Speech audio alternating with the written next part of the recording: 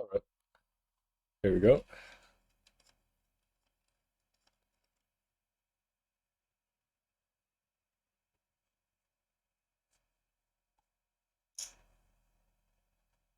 Maybe folding this, obviously.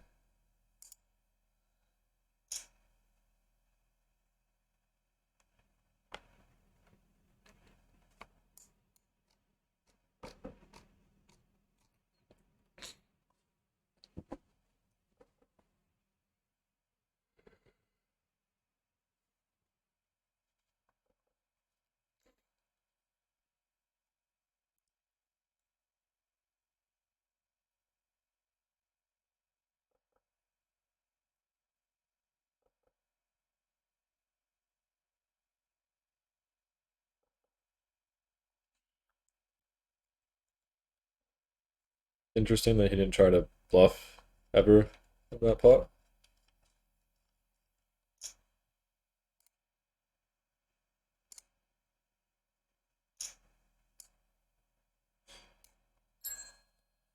Uh, Fold.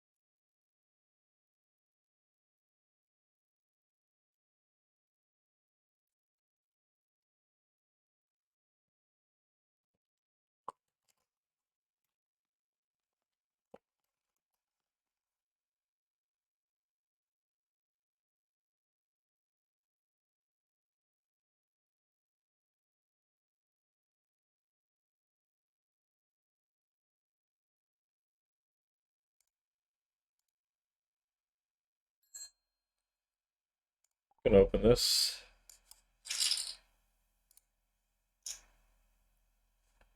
Got it in position flat. And a big blind flat. And probably wouldn't go for the range check on this flop. However, I don't see any point in my hand betting, blocking pocket sevens and nines that potentially fold to a flop bet. We also don't have any backdoors and we're three ways, so I'm gonna check. He snap checks it back. I think it's hard to say if I should just use my. I have a lot of offsuit hands in the cutoff, so I don't know if I should just use the offsuit one club hands here to bluff, or if I should go for the double barrel. I think I'm gonna go for the double barrel. I'm gonna start with this small bet.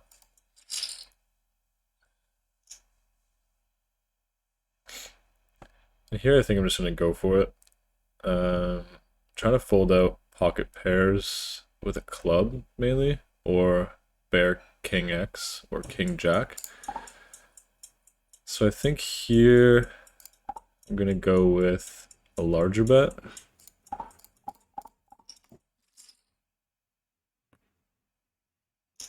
And he just snap calls. Okay. I wouldn't have necessarily thought that he'd snap check back the flop with ace queen, but that's fine.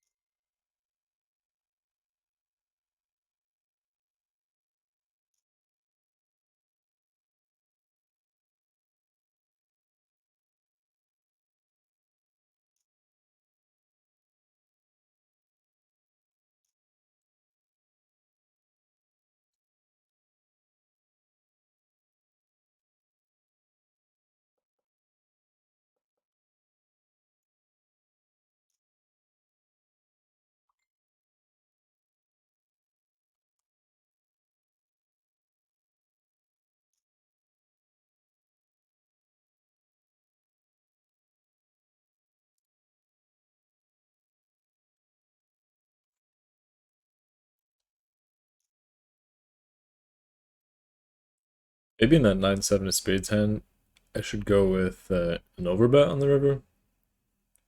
Really to pressure hands like ace jack, king jack.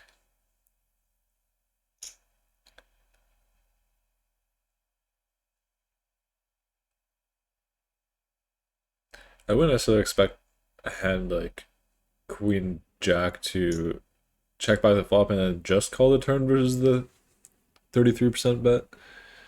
So I think he's mainly capped at one pair.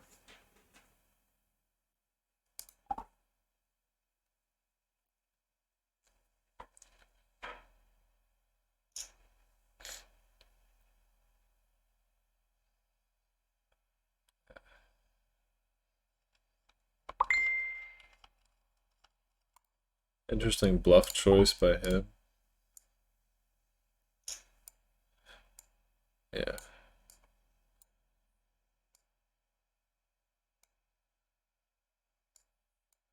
So he's not 3-betting queen 10 suited, which is pretty bad, especially when he's not on the button.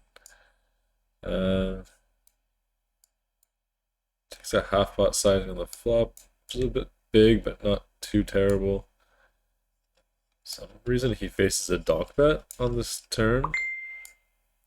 He raises the river with the flush draw, which is weird. It's hard to say what he's doing. I don't think even he knows what he's doing.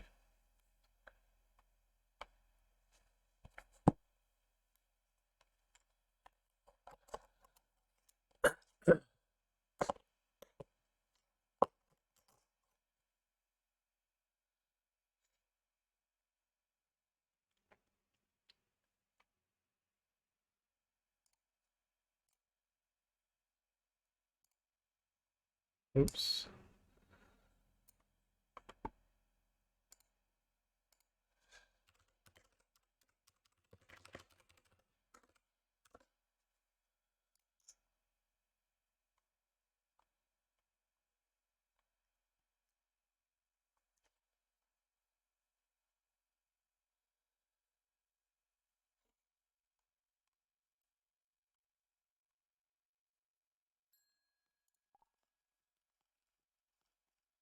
Gonna open this, of course.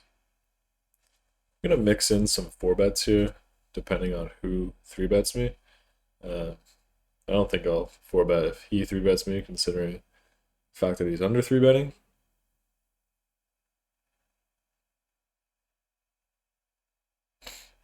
I don't know these guys behind.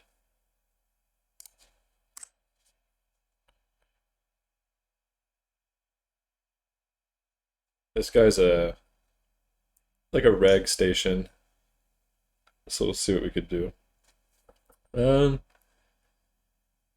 Well, on this flop, I'm not sure. Well, I obviously don't want to be range betting. I think I'm gonna be big bet or check. I don't think this hand accomplishes too much from going for the big bet. I don't want to fold out a hand like ace 8 or ace 10.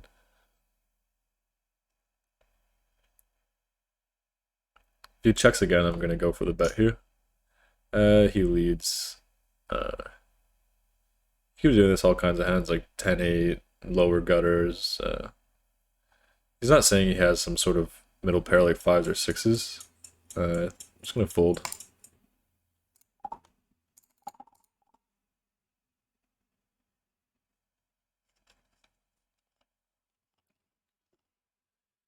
Ace jack here. Gonna go for the squeeze if somebody calls this RFI. Fold if he 3-bets. Probably just go for the call if he folds. He goes with 3-bets, so I'm gonna fold.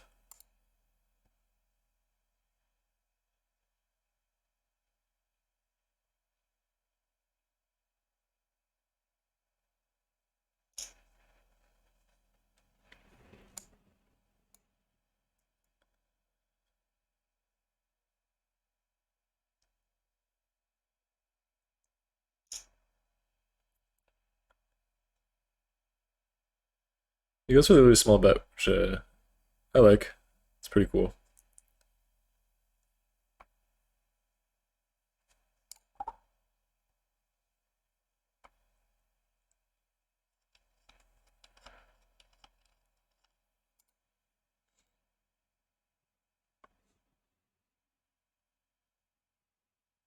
Not sure why this game isn't starting yet. It'd be nice to get the other 5-10 going. So here we go, we're also on some 2-5. Gonna fold the 7 deuce, of course. Gonna open here.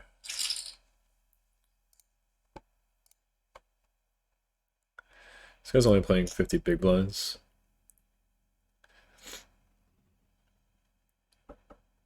I'm just gonna go for the small range bet here. This hand's mainly gonna want to check back the turn. However, I think versus a fish, we actually have more value in going for the turn barrel and then checking back the river. He goes for the lead, which is interesting. He could be doing this with a bunch of flush draws, 10x of diamonds. I don't see any reason to raise, and also we can't really fold, so I'm gonna go with the call. This card is not bad. I don't think he's leading on the turn with some kind of ace that he just checks back the flop with. He just goes for the bet.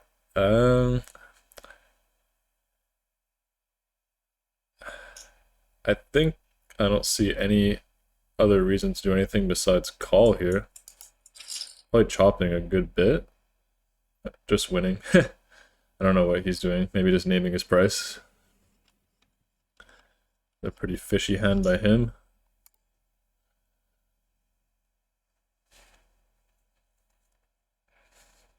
I really don't understand that turn lead whatsoever for the big sizing. He even typed in this sizing. It seems...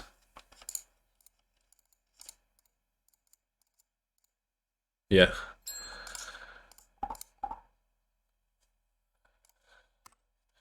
Gonna go ahead and open the ace sign suited.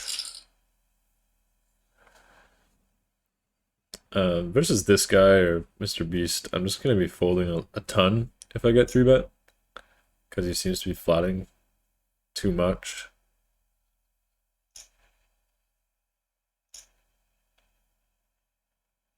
Yeah, so again we face the flat in position.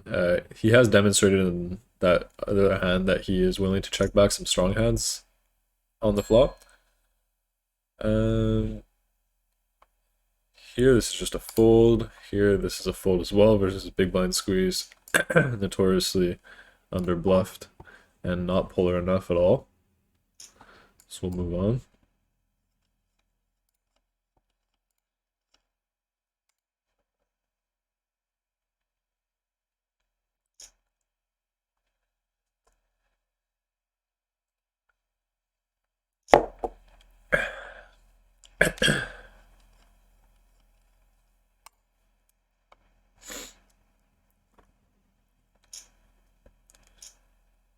Hopefully the mic quality sounds a lot better for you now.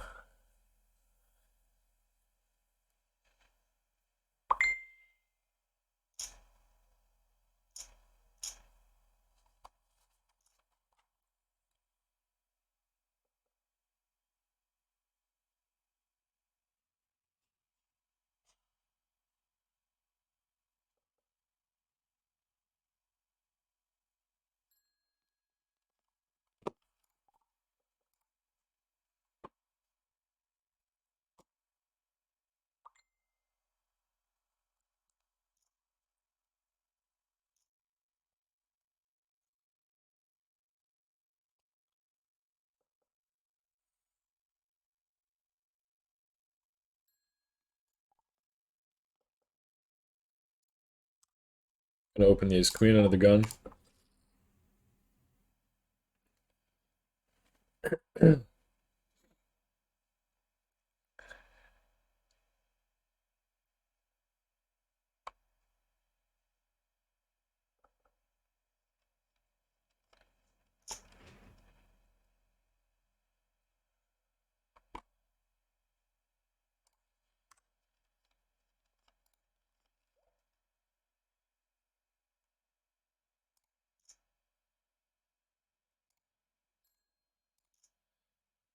King 10 offsuit here. Gonna go for the flat. 3-5-0, gonna fold. flop top pair. Obviously, we're not going to have any leads on this board, so I'm just going to go ahead and check. This is going to get folded. I shouldn't be range running this board, so I'm not going to go for the check raise, especially not versus the big sizing. I think this hand makes a pretty good call down on most runouts.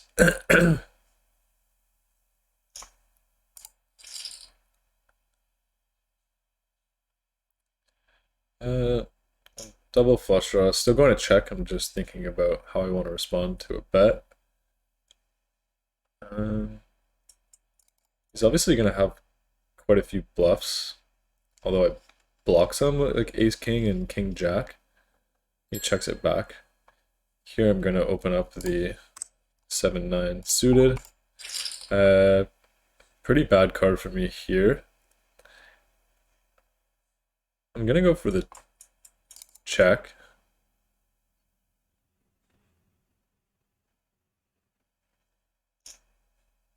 He bets small. Pretty tempted here to go for the check raise. I don't think he's checking back ace queen on the turn. Could be checking back ace 10, but I don't think he's going to go for the small bet. 82 and 10.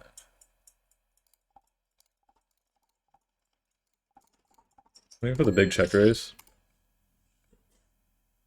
Gonna have hands like ace deuce, ace 5, ace 10, and he just calls. Ace 10 himself, good for him.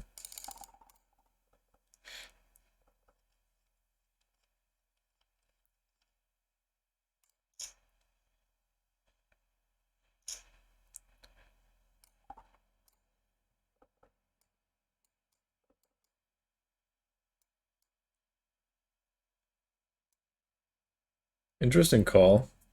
Not because he called two pair, but more because he went for the small sizing on the flop, which I found to be interesting.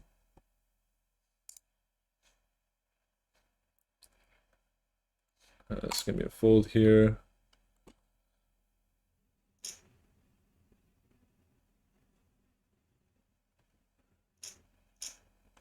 This guy limps. I'm not gonna.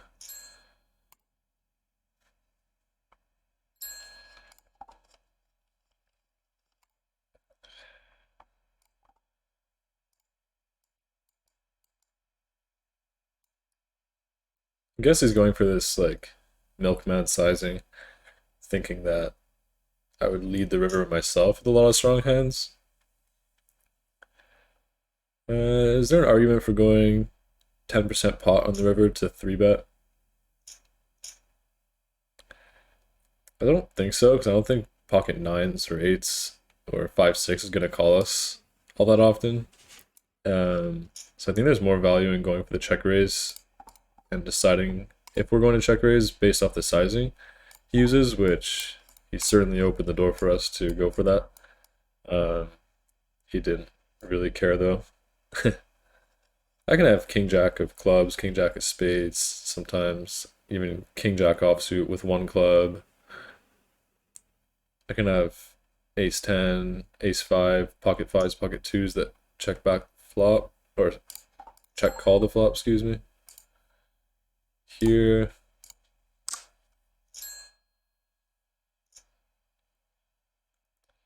Gonna fold, obviously.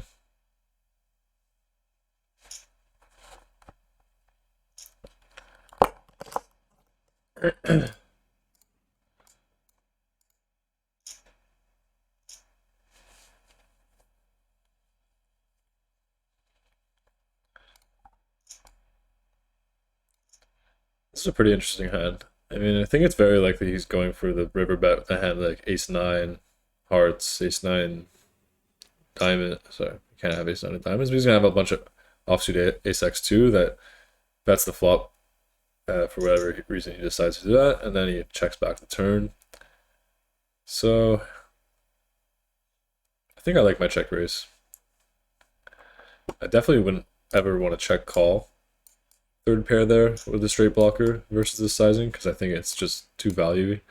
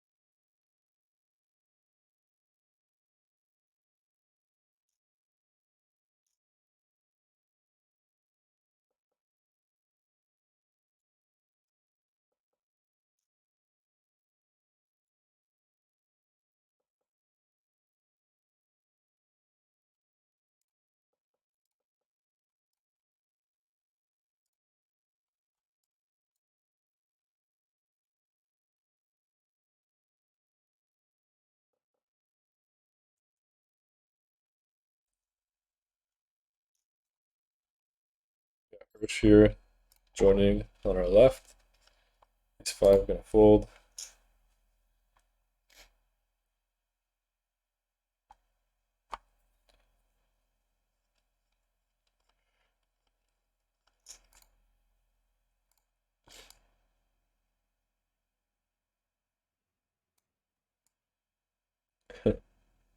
It's funny how somehow being down only $104 puts you at bottom of the table.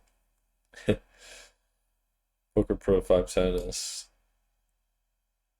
funny that way. People don't really have big swings.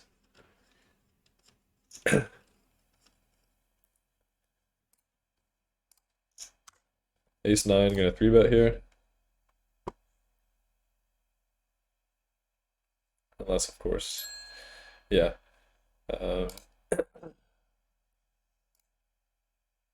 Just gonna fold pure. Gonna have to be pretty tight here.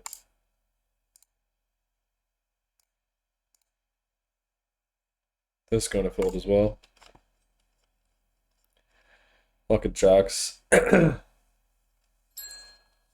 open.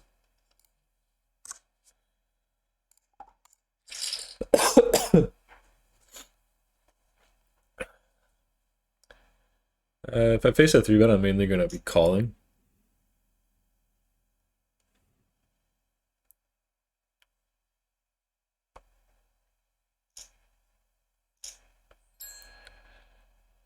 Ace 7 over here, gonna fold.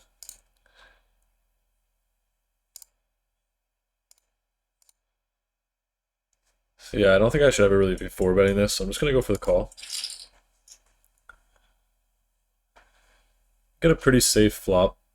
I'm not really aware who this guy is, so I'm not sure how wide he's 3-betting, but this is, I believe, the third time I see him 3-betting, and he actually chooses a decent sizing here, so I'm gonna assume he's some kind of reg. Just gonna go for the call here. I think in these positions, going for the call is best. Probably just gonna have to go for the call down. You can always have queens, kings, and aces, but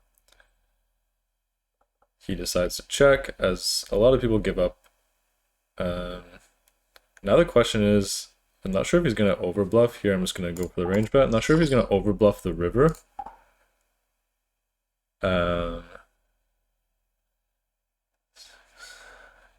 Ace King has 12% versus my hand.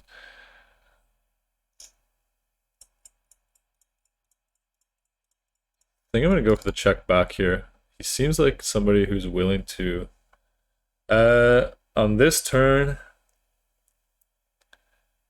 versus, I'm wondering if it's better to go with the bet or the check back here. Here he goes for kind of a small bet. Here I'm gonna mix in checkbacks. Here, do I see any value in raising? I don't think so. Just gonna go for the call. He has pocket tens. Here he checks again on this card. I don't think I want to go for the overbet, but I am gonna want to go for a pretty big bet.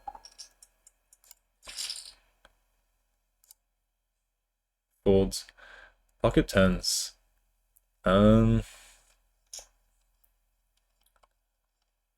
That's obviously one of the hands I'm wanting to target if I do bet on the turn.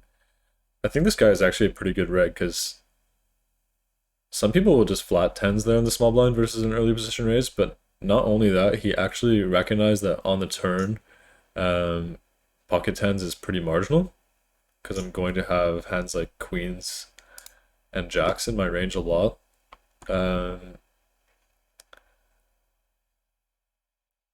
But just because he went for the smaller sizing on the river, which seems like an attractive price for pocket tens to bet,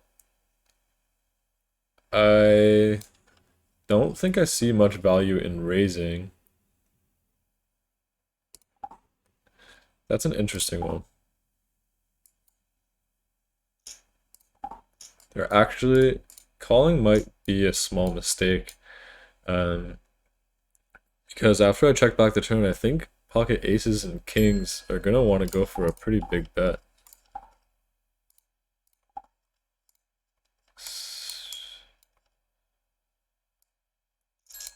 So he might be capped. Here, pocket nine is going to go for the 3-bet.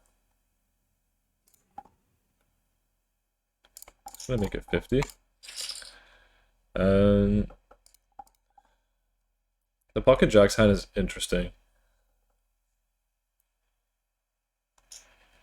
So he calls. Here, I'm just going to be going for the range bet once again. Pocket nines is actually kind of marginal because he's going to be calling a lot of queens and jacks and tens in these positions and not forwarding them. So I'm going to go for the range bet and then mainly checking back on the turn. Goes for the call. I'm going to have a lot of hands like ace queen off with a heart as a bluff. 5-6 for value. So I'm just going to go ahead and check on the turn. Here we have a small blind limp. I'm gonna want to be kind of polar here, so I'm gonna check this. Pocket nines, I think it's probably best, and we do lose to pocket jacks and tens sometimes. However, I think it's best to try and win versus fives and eights and sixes. And we do win that one. This one, king high with diamond. I'm gonna go for the small bet.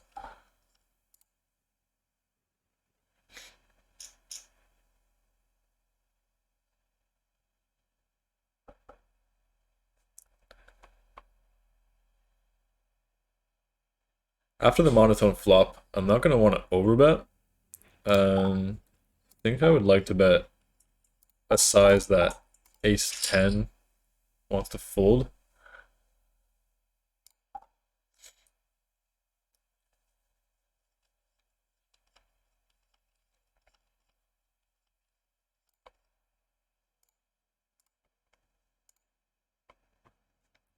I'm still pretty curious about that Jack's hand.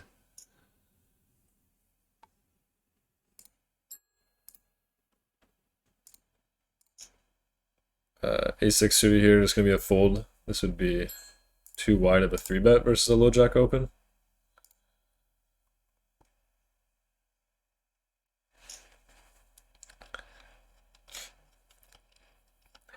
Pick up ace king.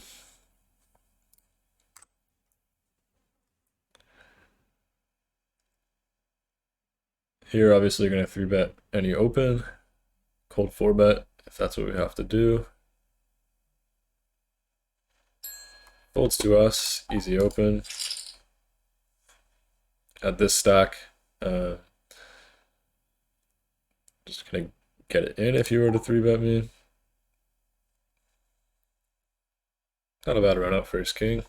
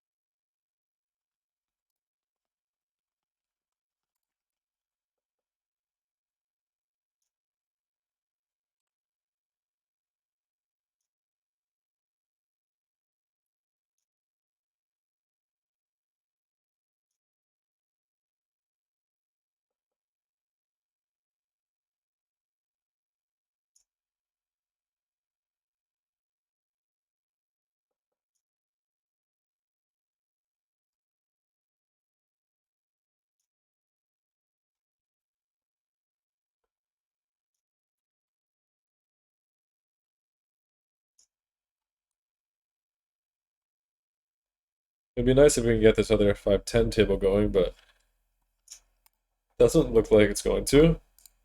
There's nobody in the queue for this one, so this one's not looking too promising. Hoping that the lake will open up again in 2 minutes.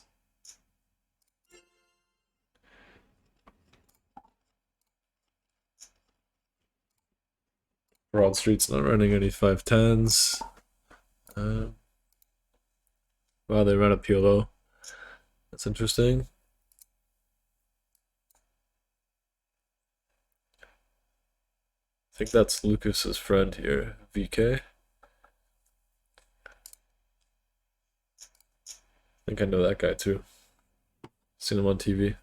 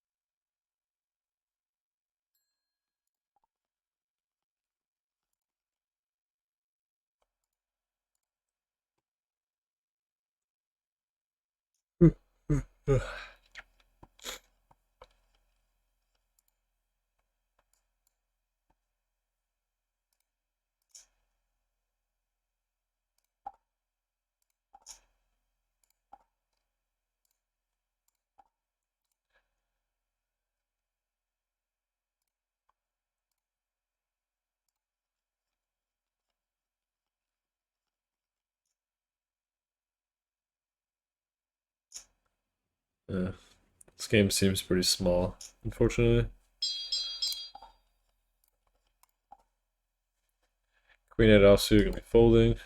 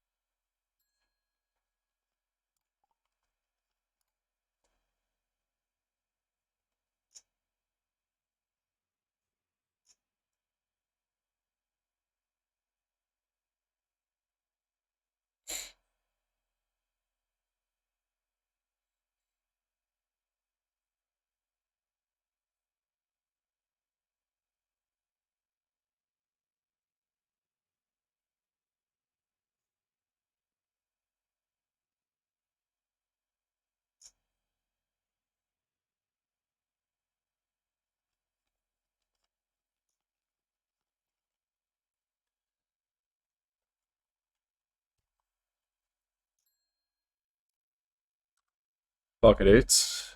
Gonna go for the 3-bet. 211 big blinds. Folds. Just range bet that flop. Check the turn.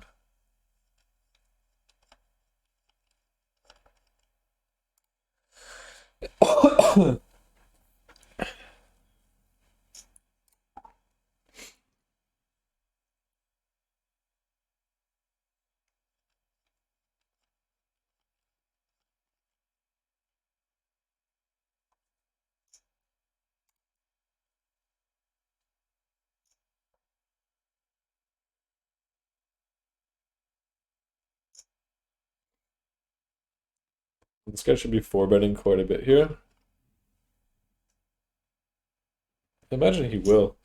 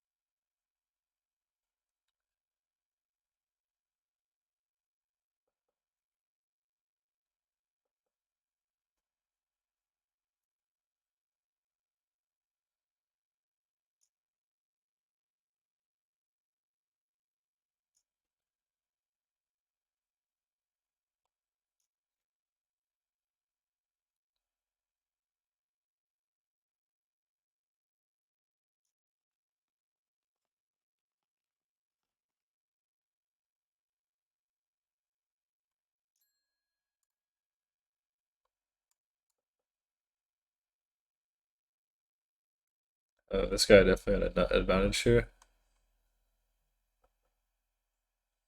Decent check back. You probably recognized that he's kind of fucked here on this 4-liner. So you can have jacks, queen jack suited, king jack suited, ace jack suited, all these hands that even some offsuit like ace jack sometimes.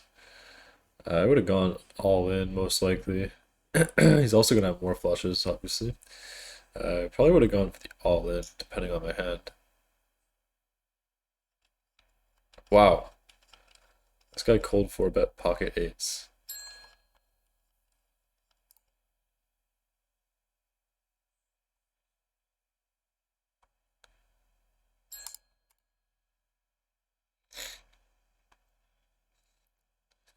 Timitsa 4-bet. Cold 4-bet pocket eights. Good flop for him. Really bad turn. And he just can't help but call in the river. That seems reasonable. Call in the river seems very reasonable, especially with a heart.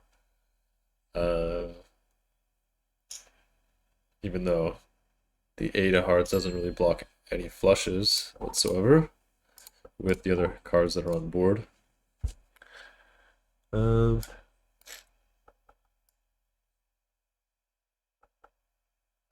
Yeah, I think here I would have gone with the all-in. Other than that, it seems pretty reasonable by both people, except for the cold 4-bet. That's obviously really wide. I'm gonna make note of it though that this guy is definitely able to be pretty wide with his 3-bets and 4-bets pre. That's what his cold 4-bet range looks like. I won't be shocked to see some really wild stuff in his 3-bet range, including his own 4-bet range when he opens.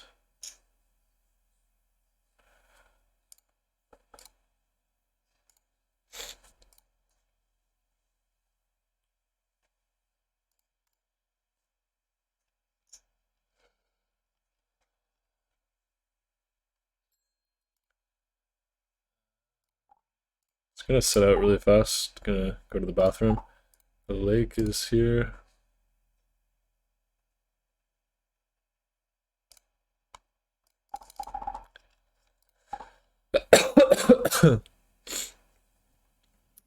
Oh, that's interesting. They changed the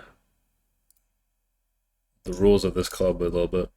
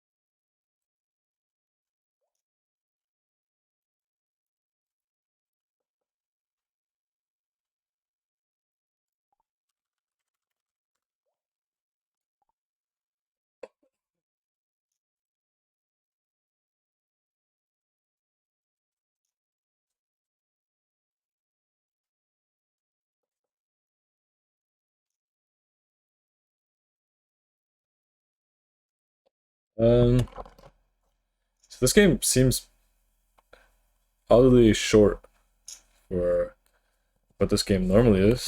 As you can see, it's a 1800 cap, but people seem to be buying them for a lot less. But the action should pick up. It's a pretty fantastic club.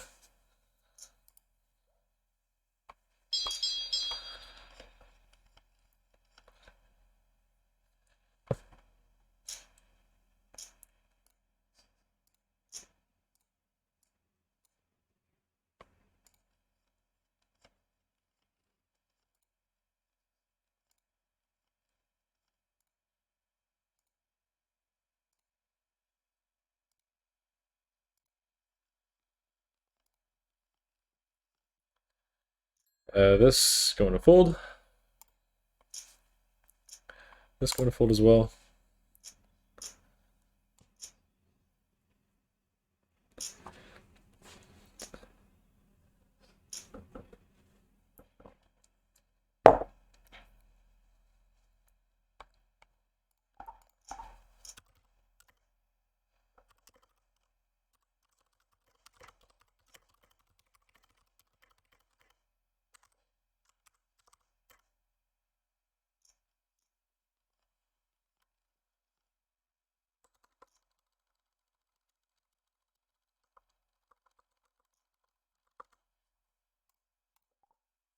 This obviously going to fold.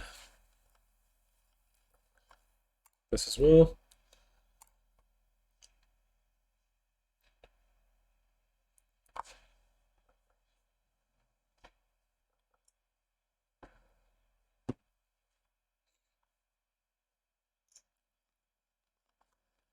Definitely going to want to see what happened in that hand there. Fold, fold, fold. Okay, obviously going to check this one.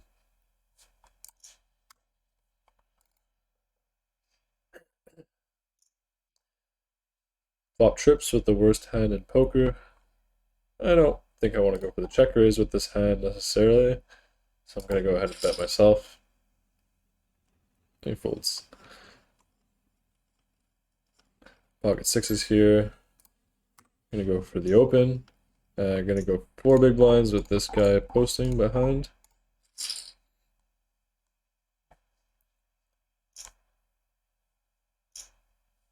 Okay, is that Finster I see? No, it's not. Guess I'm gonna fold. Let's see what happened. Oh no, it wasn't there. This guy squeezes to 200. It's interesting.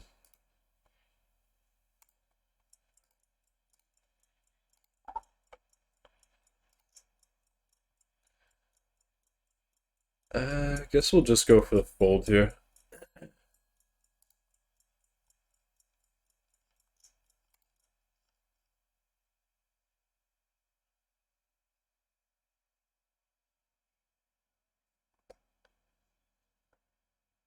Let me know if you think we should be calling that squeeze. This guy has shown that he's gonna squeeze in 3-bet a decent amount. Sixes makes an okay call sometimes.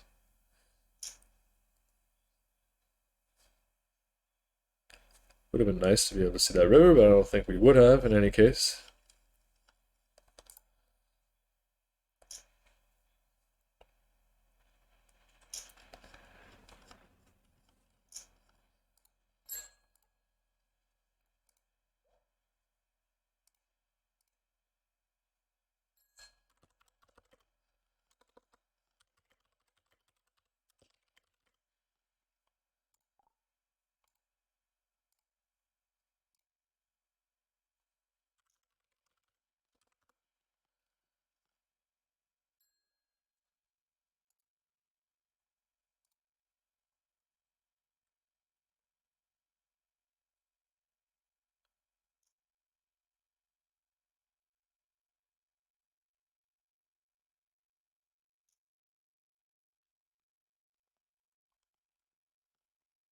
Pick up aces over here.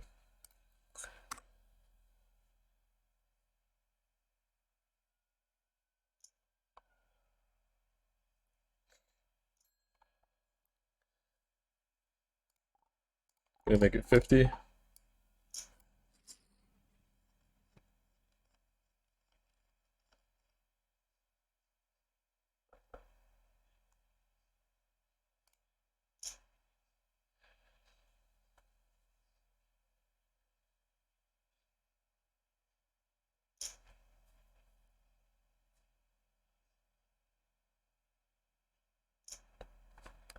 There's the cold 4, which is pretty fun. This one over here gonna flat. This one here, so I'm gonna go for the check. I'm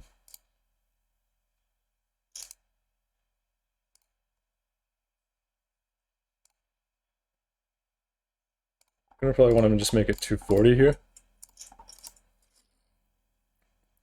Chucker decides to check back, which is interesting. Here we have a pretty small SPR. Gonna go with the 0.2% pot size bet. Here, gonna check this one again. Here, gonna open.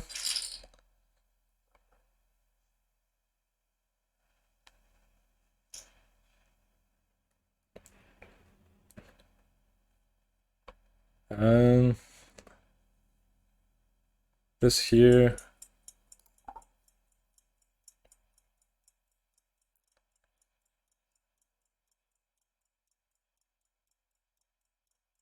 I think I'm gonna go for the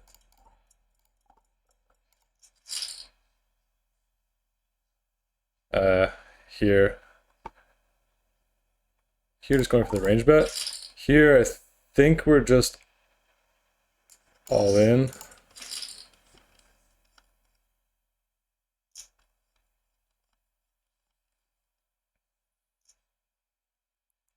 Yeah, it's pretty much what I'm targeting.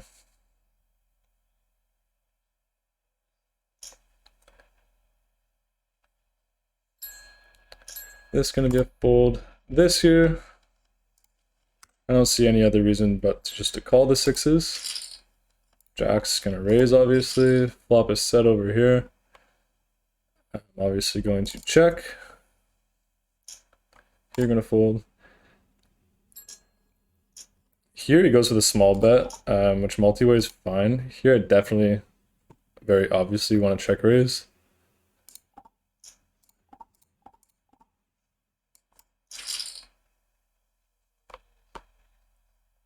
You're definitely going to want to be check raising versus the small sizing a lot. And obviously never calling pocket sixes on the flop.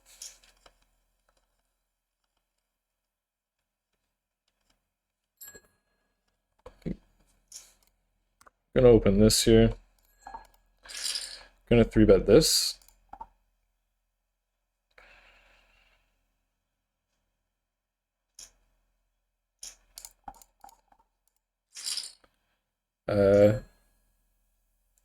Here, I don't see a reason to squeeze the pocket eights. So I'm just gonna go ahead and call. Here, I'm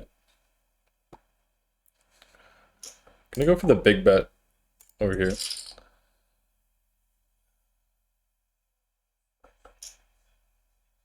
This one I'm gonna check over here. This one he checks to me. This one I definitely want to check on the turn 10 after I big bet, because I'm not going to be big betting any pocket or any 10x. Here I'm going to check with the cold color behind it. This one definitely want to check. This one here, I could probably go with some overbets or small bets. So I'm going to fit into the small bet range. This one definitely going to go for the range bet here on the turn. Here, going to fold.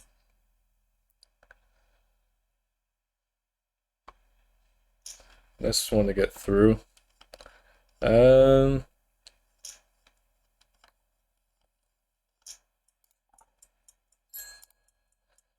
think I'm just gonna go ahead and bet this one again. I'm actually gonna go for the 0.1. Because I think he can call me with ace high. Or pocket fives.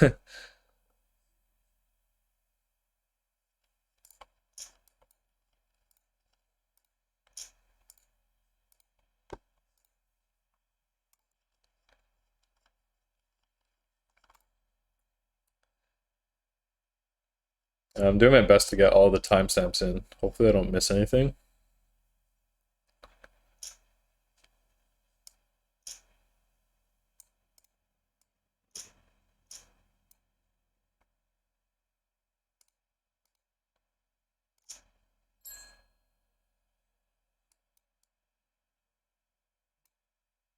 Hold that.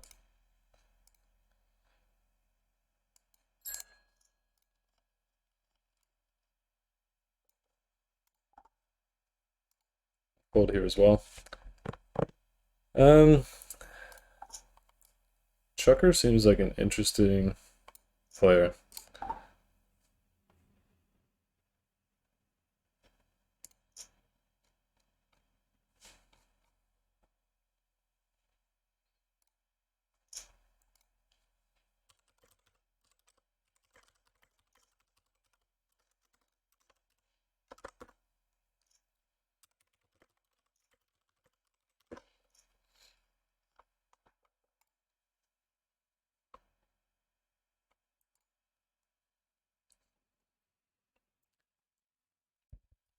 Yeah, and hopefully you're able to enjoy the commentary a little bit more now that the mic is better. It should be crystal clear.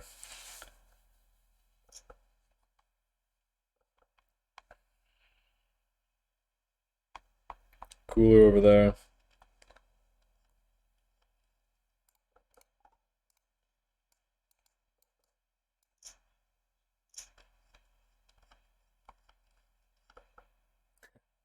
I don't know why franchise would go with this sizing and leave himself this much behind. Just go for the jam. 7 deuce gonna fold. 5-8 gonna fold. 9-3 gonna fold.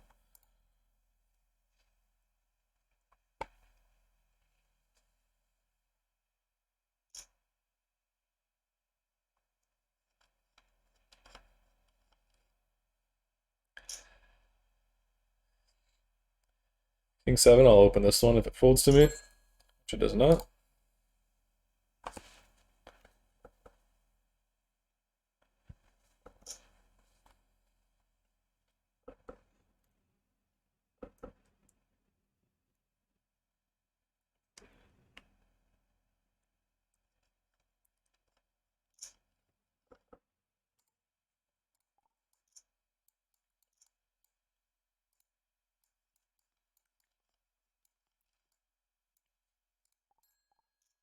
Okay, kings over here. Gonna open. 7 deuce again, gonna fold. See what Chucker does. And he folds.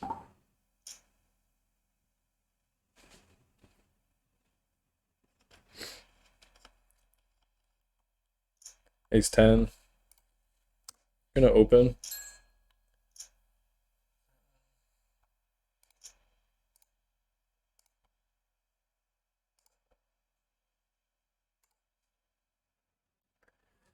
Sorry, sometimes you're gonna see that I timestamp a hand and then it turns into nothing. I'm just hitting them as I get playable hands.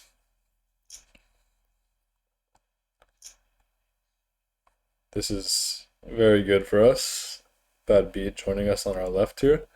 It's definitely a whale. It would have been nice. He flats a ton, so it would have been nice to have him on our right and be able to play a lot of 3-bet pots with him in position. But I'll settle playing for the whale in any position I can. I'm gonna fold here. I want to see that hand. So I'm gonna call versus the.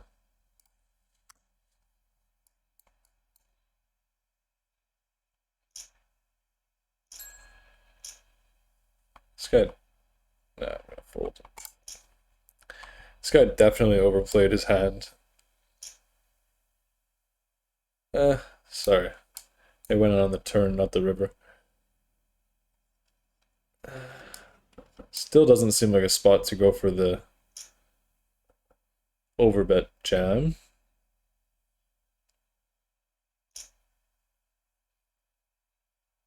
But he did get it in ahead. So what do I know?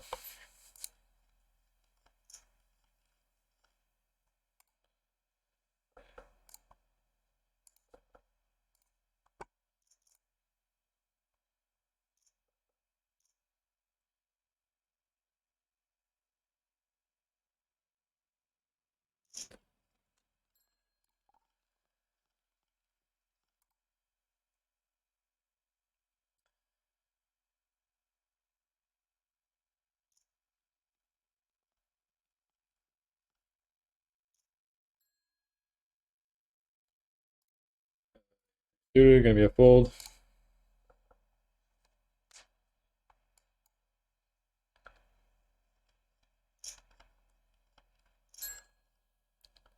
Ten six offsuit, gonna be a fold. Jack four offsuit, gonna be a fold.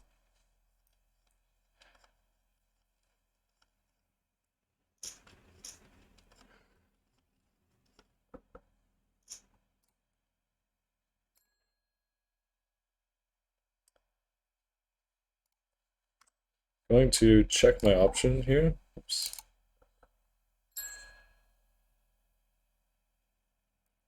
Probably start bluffing this with the backdoor straight draw if I were to have a diamond. But in this case, I'm just gonna check. Fold this.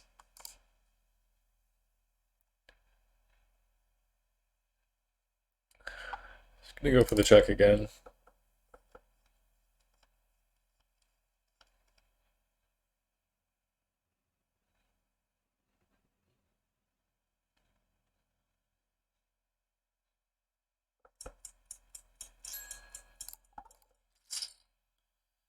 This one here, I'm gonna go for the 3-bet.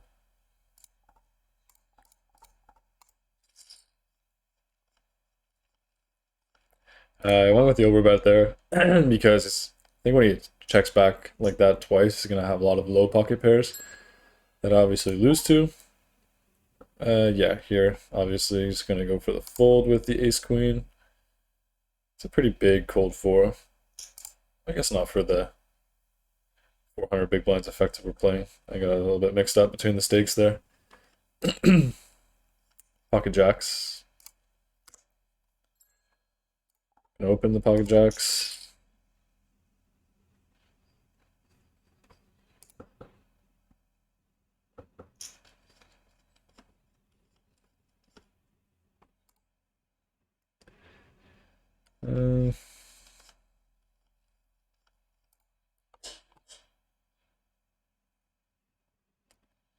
So deep here out of position, I think we're just gonna call if I get 3-bet by, I don't know how to say his name.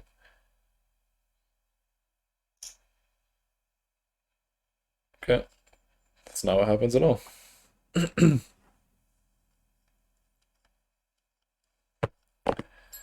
Ace 8 gonna fold.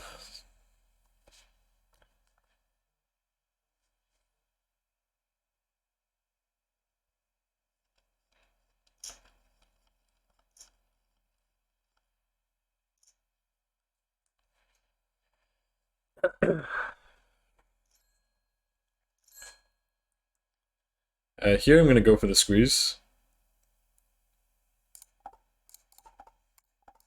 Go for the bigger squeeze here. Here I'm actually gonna flat the ace-7 of diamonds.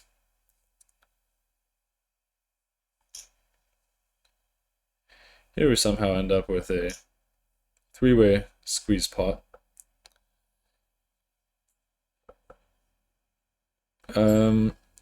My hand really doesn't want to get check raised. You're gonna open, so I'm gonna go for the check back. So I spike at 10, I have the super nuts. This one here, it's gonna want to mix. I think with no backdoor flush draw, I can go ahead and check this one. I only have a 2-street hand and there's no draws out.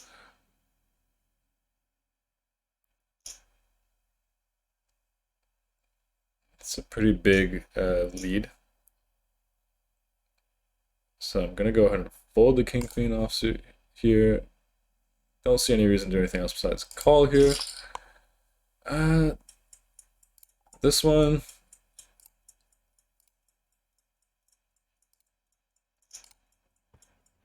Just gonna go for the fold. People don't 3-bet enough here versus the early position. This guy goes for the block.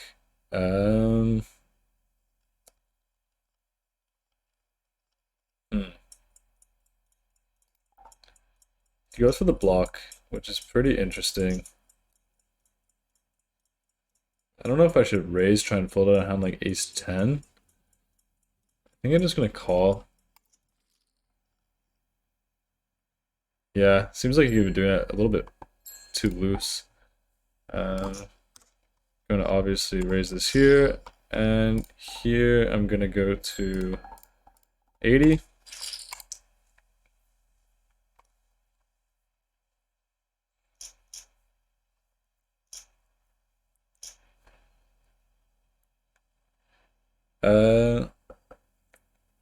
Here, I don't actually want to be range betting, but my hand definitely wants to go for a bet. I'm gonna start off with a small bet. I think it's gonna be how we're gonna bluff the turn and river the most efficiently by starting with a small bet. He goes to the check raise. You can do this with like hand like 5-6, 8-9, 10-9, some flush draws, which I do happen to block. I beat all the bluffs, obviously. I do block some bluffs, however.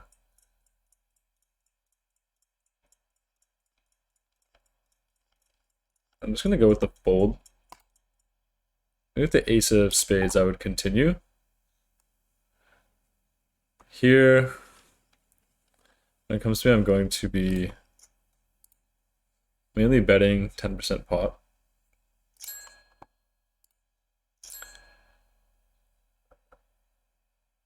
And I'm going to be folding.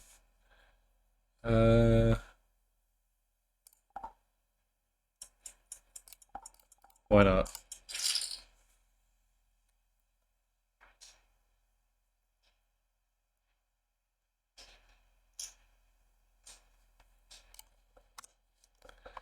I got a range bet flop here. I'm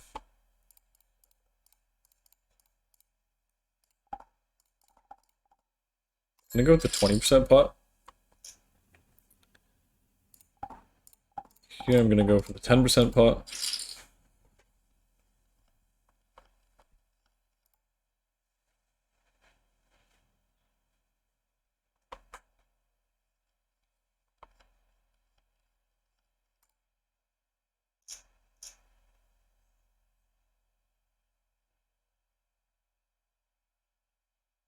I don't know what is taking so long for this bomb pot to move on, but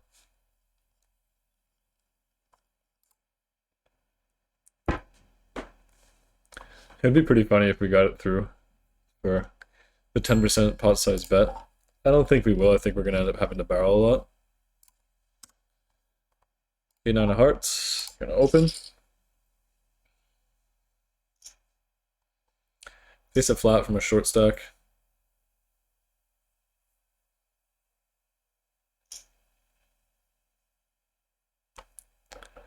Definitely gonna go with the overbet on the turn here. This one going to check my entire range, I think.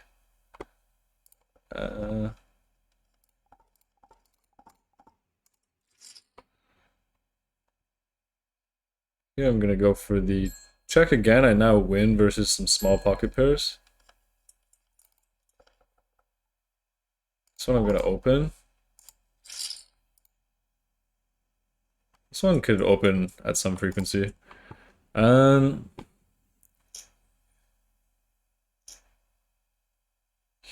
I think I'm gonna go for the check.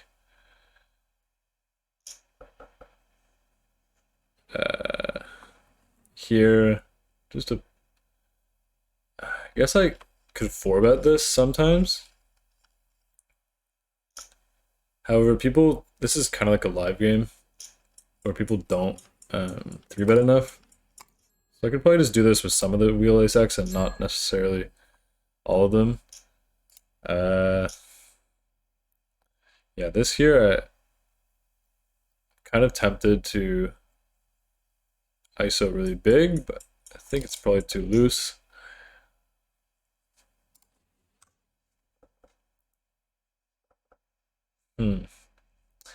Question is if I want to start bluffing this hand. I block a hand like pocket fours that fold, which isn't really great.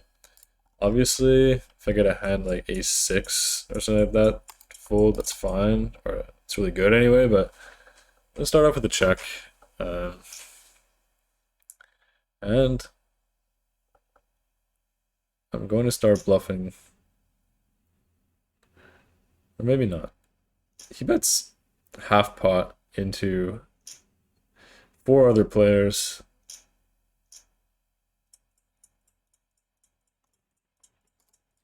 Let's go for the call. I wish I had some time banks. I think that I would consider raising that hand. And he goes for the check.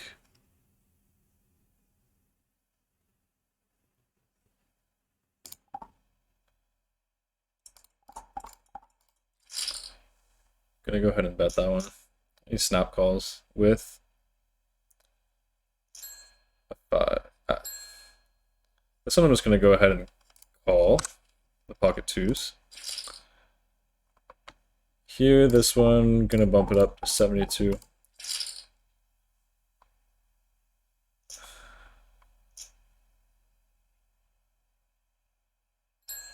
This hand itself, I think I'm gonna go for the half pot here. Here, I'd want to go for the squeeze. Here, I want to go for the range bet.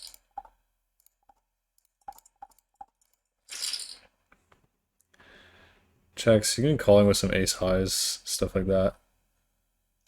Gonna go ahead and check back. Goes for the call. This is definitely not a range bet flop.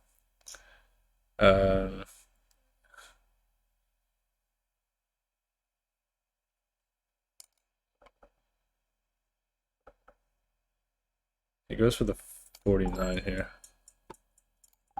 Here I'm gonna open. Here, do I want to call?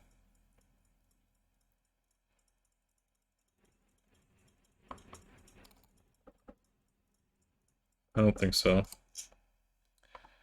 I think I maybe made a mistake checking on the turn here. If he has ace queen, GG.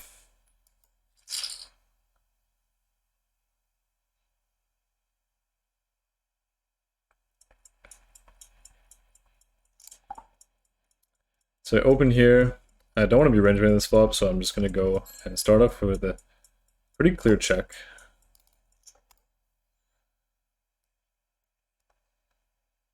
If it seems like I'm not making decisions very quickly, it's because I'm trying to talk you through my process at the same time, so it might be a little bit slower.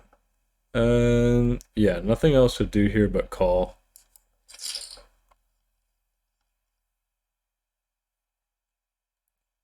This turn isn't particularly good.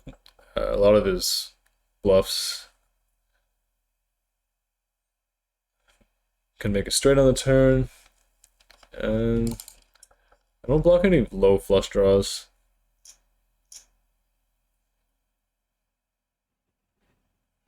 I'm gonna check some like king 9, king 8, some king 5 suited. I'm gonna have a bunch of king x I can call here. And like ace jack will also bluff. I think this is just a fold on the turn here.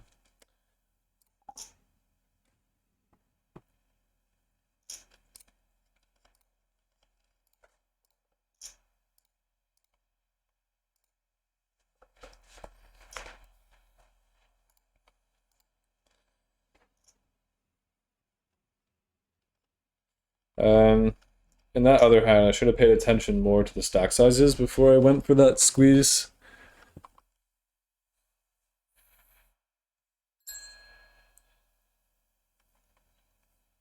King 7 gonna raise.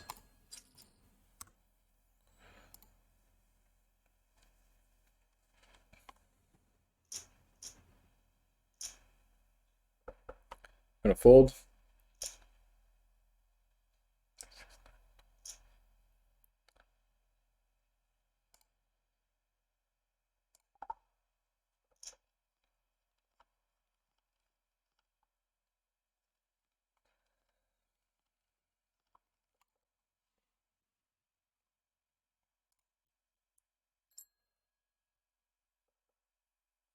There's a dead $3 there, so I'm gonna go ahead and open to 20.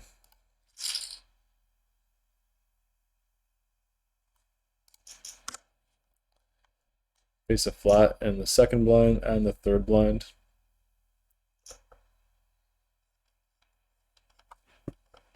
I am on the button, so I'm gonna have a lot of offsuit hands with a heart here. That definitely want to bet. Here I'm gonna go for the open. This hand can fold out.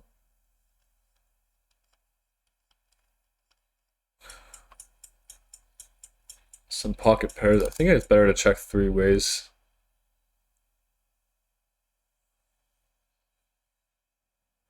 At least with no additional equity besides the backdoor straight draw. This is... Here I'm going to open the fours. Here I'm going to fold the king 10 off. Here it's just a fold. I'm not sure what his sizing should be on the turn. Three ways. I know heads up he's going to want to overbet or check this. Don't think that's going to be the case here because he's going to check range to me on the flop. So his sizing seems decent.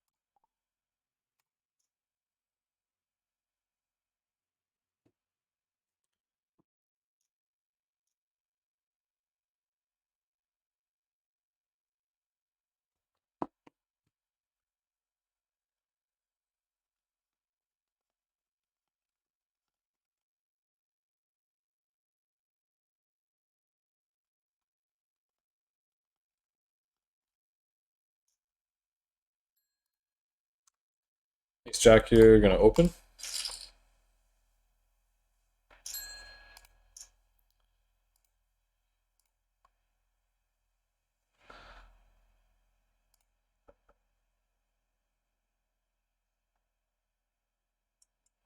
Just gonna check the jack four offsuit. I don't know how wide his limping range, how wide his limping range is, and whether or not it's unbalanced.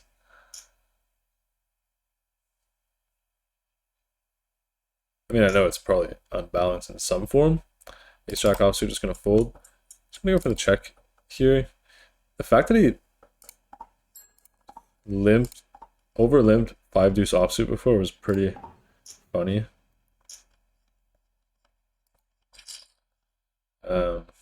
Pretty clear fold here as well.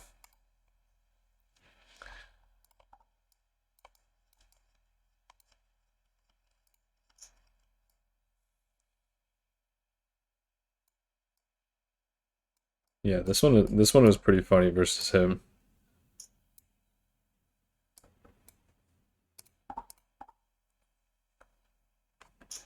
You're gonna go for the range bet.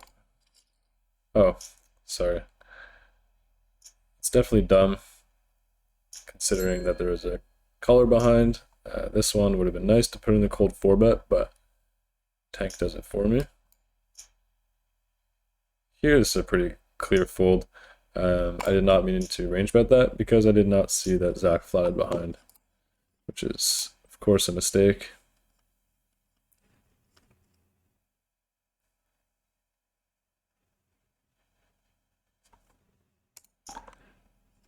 However, I don't think going for the bet with my hand exactly is actually a bad thing. I definitely shouldn't be range betting. So I kind of accidentally fell into a alright spot. This one I'm just gonna go for the 3-bet here.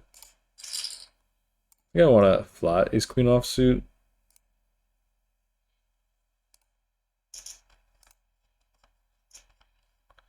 Here I got a range bet flop.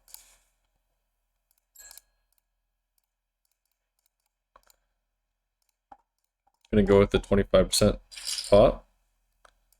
And you're gonna go for the fold. I think this hand here is good enough just to get it in at this SPR. So I'm gonna go ahead and do that. It folds.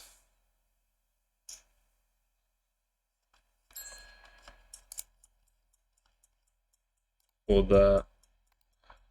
that.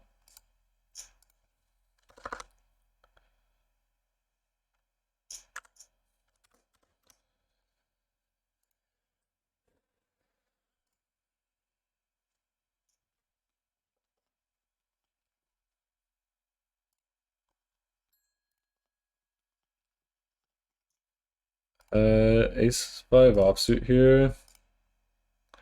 Just gonna be a fold.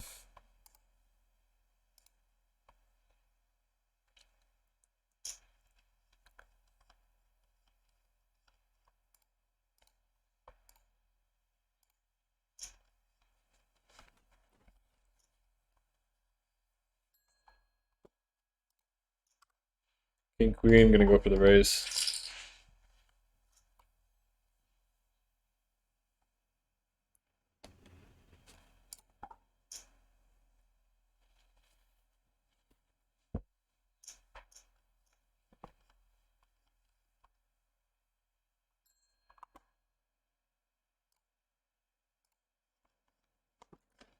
Seven five suited, just gonna go ahead and open this one as well. Ace 4 suited, gonna open as well. And 10-7 suited, gonna fold. Here I'm gonna go ahead and put in the range bet on the queen high board.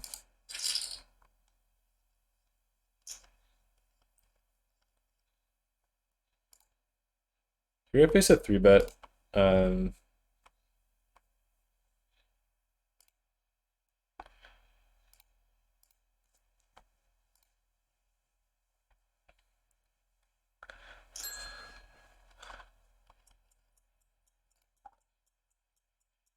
Here I'm gonna open.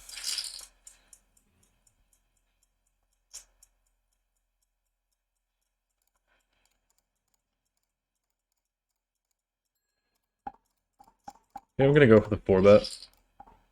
Here I'm gonna open.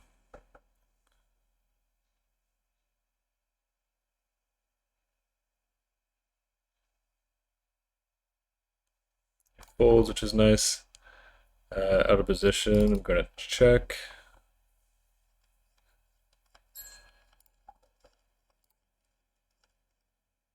Ace 10, just gonna go ahead and fold in this position.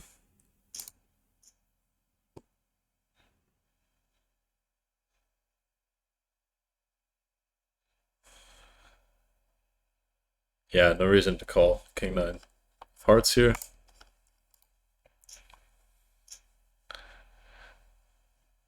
My 4-bet sizing in that hand is probably a bit large, actually. Probably want to go for more the click back or to the 2.2 sizing. Actually, sorry, I did go for around the 2.2, but I think maybe the min click is fine as well.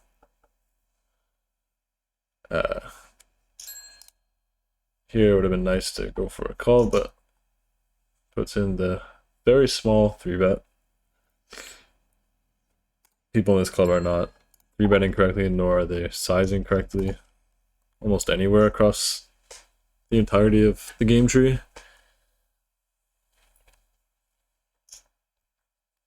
Like here, this is just completely wrong.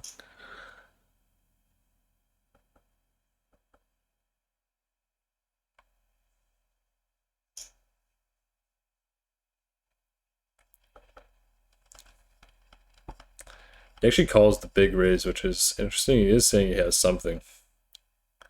Which I figure he does have something when he goes for the 3-bet pre, because they're under 3-betting in general. He doesn't even jam that turn, which is pretty bad.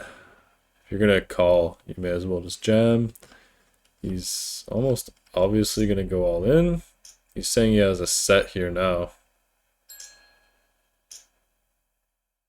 And he makes it straight on the turn.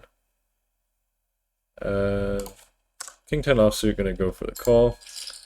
This one here versus Hirsch, I'm going to go for the 3-bet, and I'm going to be calling a 4-bet mainly. Here I'm going to check. Here I'm going to open. Hirsch does not like to fold versus 3-bets in general.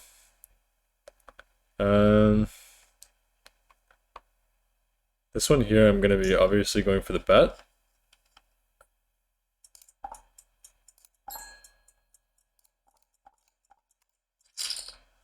Okay, I'm gonna fold this one. I meant to fold anyway. Could be one with the double backdoors if we want to float. I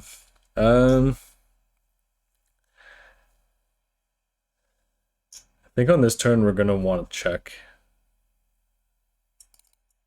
Obviously, we lose to tens and jacks and queens and other hands like that. You're also gonna have like ace queen of hearts, ace queen of diamonds, ace queen of clubs. He goes for the check.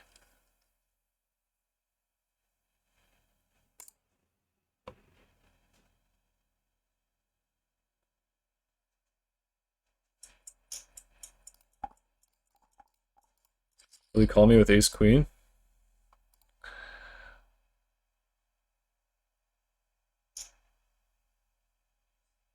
Jacks.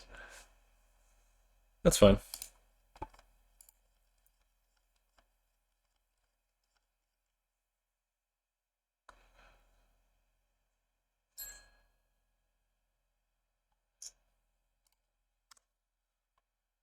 I'm gonna go for the open.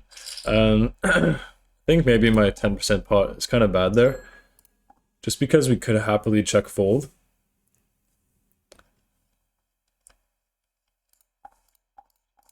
Gonna go for the 3-bet here and call the 4-bet. Pretty impressive check back by Hirsch on the turn there with jacks.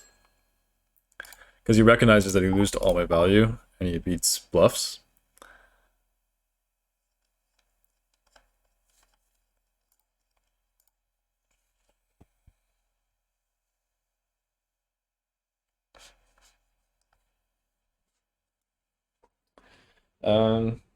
Yeah, I guess going for the 10% pot there is hoping he calls me with a hand like ace king offsuit or ace queen. However, I think ace queen that had the backdoor flush draw just goes ahead and bets on the turn, meaning we can happily just check fold the river. We don't have to worry about getting bluffed too much there because he's not going to have many bluffs.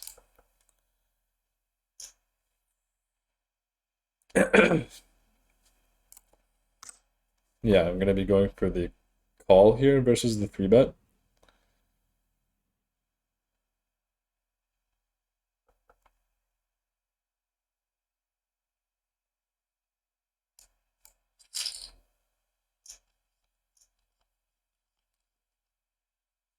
I can check raise a hand like 7-8. A hand like pocket 2s to 5s would be cool. I don't think pocket 7s wants to check raise trying to fold out jacks and 10s. It could, but I think I'm going to reserve the check raise with that for a hand like pocket 2s through 5s and like 6-5 of hearts, 6-5 spades. Here he doesn't range bet, so I think he's gonna have most likely a pair below the king a lot of the time, which I'm fine with just check folding against.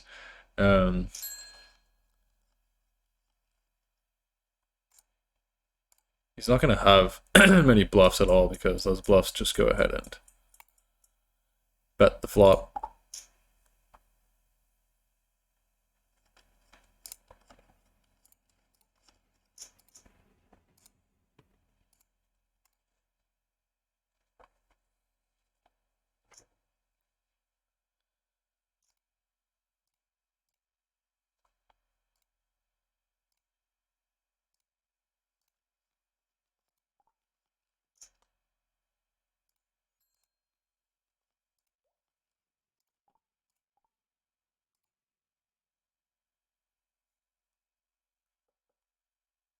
They just announced a 5-10, so I'm probably gonna go ahead to that one.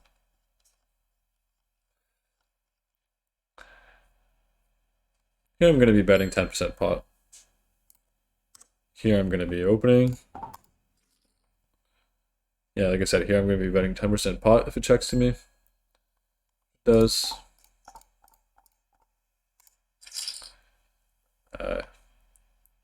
Here just gonna be going for the call.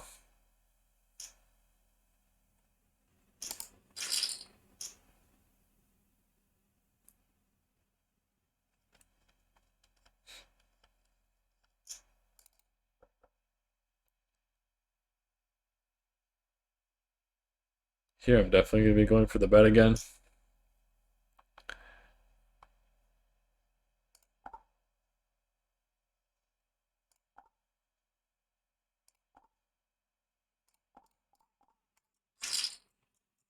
I'm going to go for the check call here. Bad turn.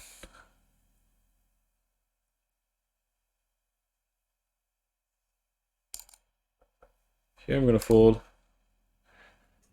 Here I'm not going to be bluffing the river, I don't think. Just because people will call 2 heart hands on the flop versus the 10%. So I block a lot of the calls that call on the turn than the folds. This pretty clear fold. Fortunate hand. Let me get that one through. This guy folded 2 pair.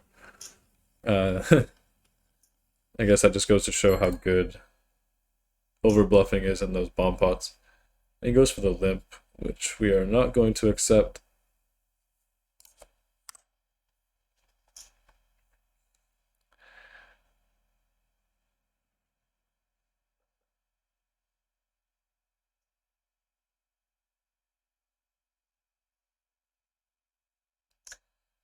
Yeah.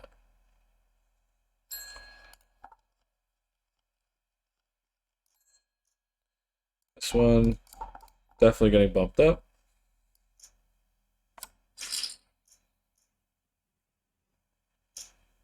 He goes for the call pretty quick, which is funny because he's limping saying he has a $6 hand, now he has a $69 hand, and so does he apparently. It's a pretty nice flop. Definitely going to start bluffing this one. 3rd pair on the Broadway straight board. Here, I'm going to go for the call.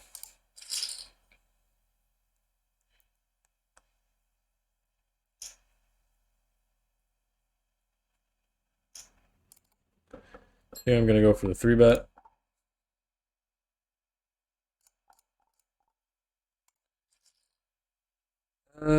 4, 8, 12, 16. I'm going to go ahead and... I'm definitely going to go ahead and bet, that's for sure.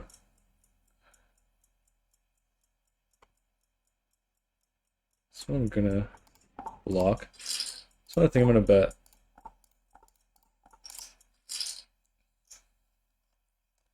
Snap folds. Would have been a nice river. I'm going to go for the check call now.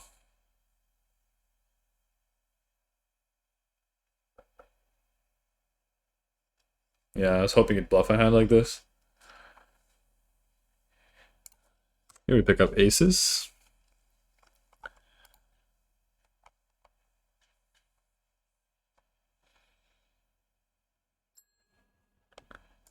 Definitely gonna open up the pocket 3s. Obviously gonna open up the pocket aces. I'm gonna be going after this orbit so that I can join the 5-10.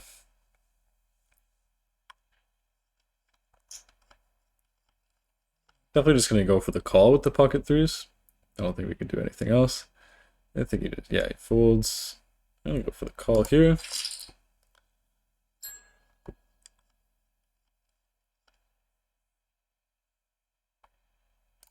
King 8 off, gonna go for that. I'm gonna go for the check raise here if he goes for the small bet. Yeah, it's gonna fold. He goes for the big bet. So I'm just gonna go ahead and fold. Because he's no longer saying he has a hand like pocket kings or jacks or tens. He's not range betting. So if he's not range betting, I have no business check raising pocket 3s. If he range bets, a lot of good things can happen if I check raise pocket 3s and have him fold a hand like pocket 10s. Then I'm stealing tons and tons of equity from him.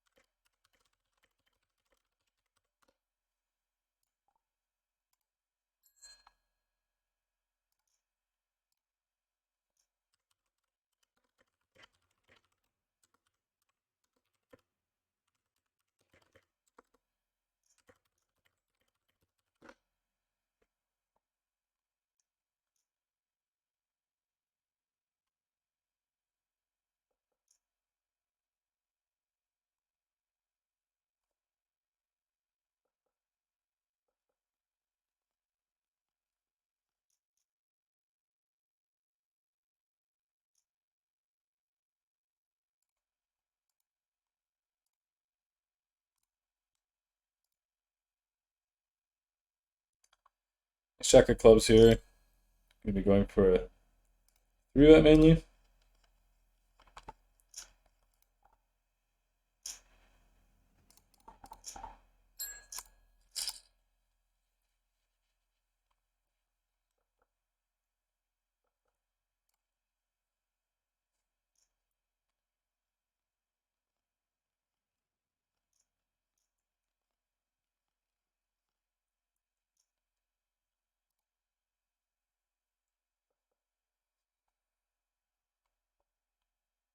Oh, I forgot to leave this table. Um,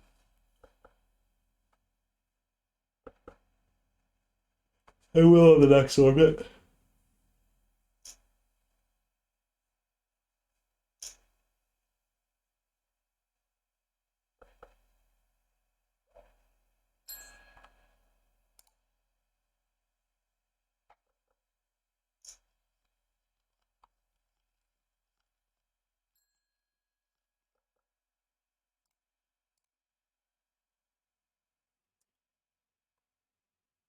This one's probably a bit too loose. No, I don't think so. Hold the 4-5 here. I think in the ante-game, it's probably best to go ahead and open the 10-9 offsuit. Especially when people aren't 3-betting much. I know we get 3-bet here, but people in general in this club are really under 3-betting. You know, let me think about that for a second. I think actually, people are under 3-betting. I guess it depends on how wide they're calling. Because if they're just calling a hand like Jack 10 offsuit, then opening 10-9 offsuit versus a population that under 3-bets is pretty bad. The right adjustment would be to not open 10-9 offsuit. But if they're flatting pretty tight and under 3-betting, then opening 10-9 offsuit is going to be pretty profitable. Well, not amazingly profitable, but it is going to be profitable.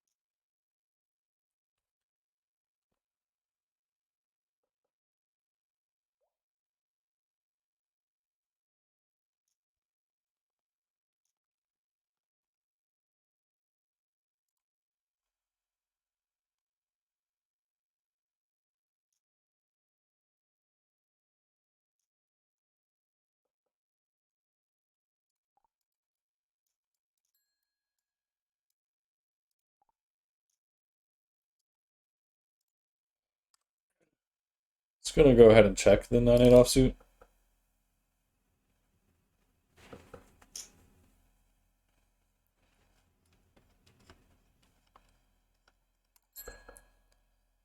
I think I want to go for the bet here for a little bit of protection against a hand like Queen 10, King Jack. Get some value from pocket 7s, pocket 6s, 8-7, 8-6. Maybe checking back the turn almost always.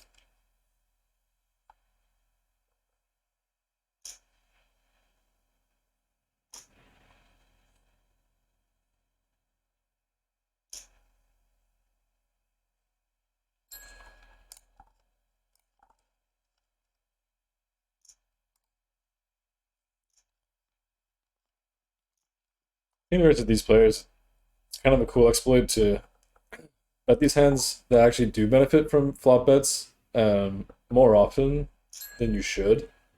Just because they under checkers a ton, so you're gonna get to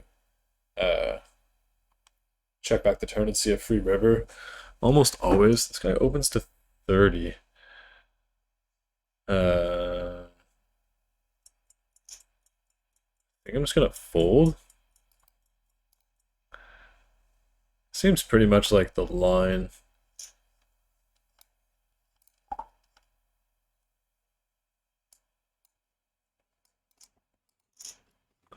Oh.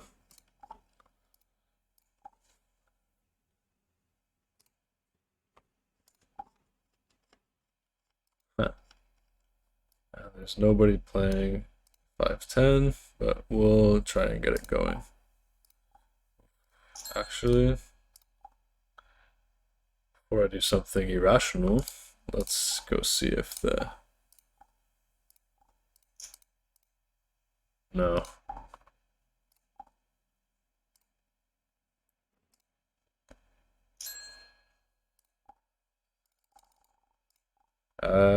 This is interesting.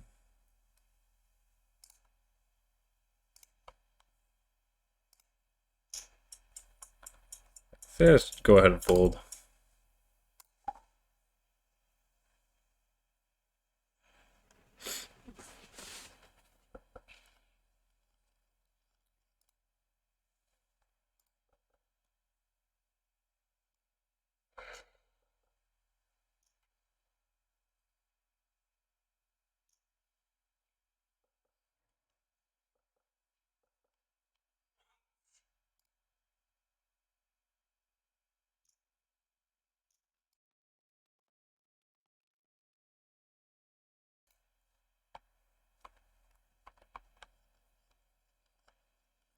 Queen on offsuit, I'll raise it if it folds to me.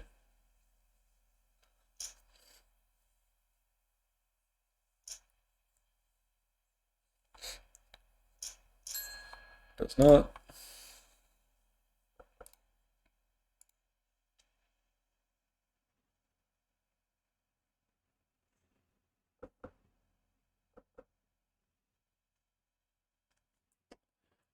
I'm a little disappointed that I left the 2-5 to sit in this empty game.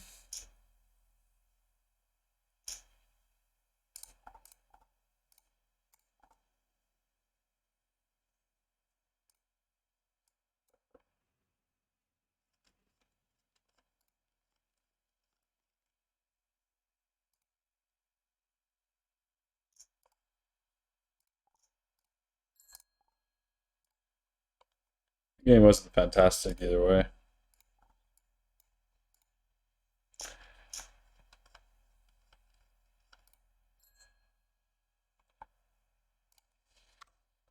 Pocket nines here, gonna be going for the open.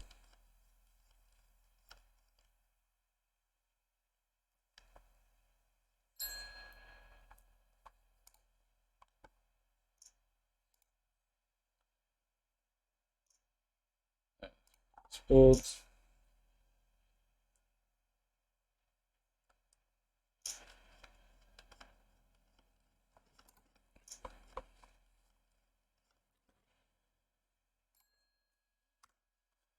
Five-four suited here, gonna be going for the open.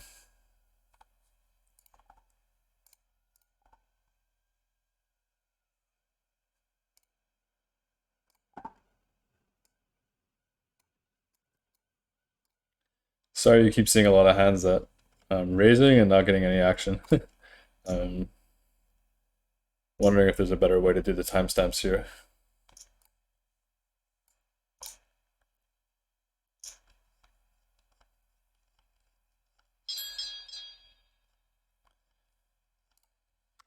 This one I'm definitely going to open as well.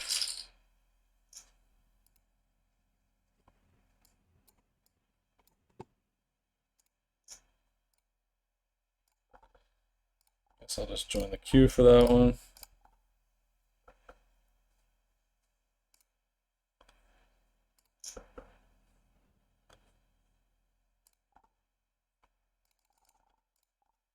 So here we face a small blind flat.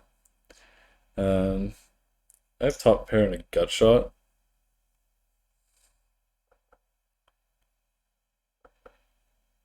I think this one I'm gonna mix in some checkbacks.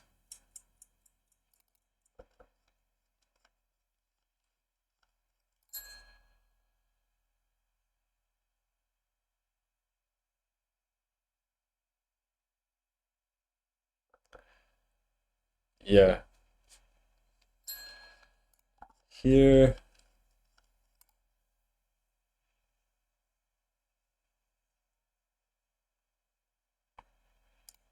Here I might just try and cheat.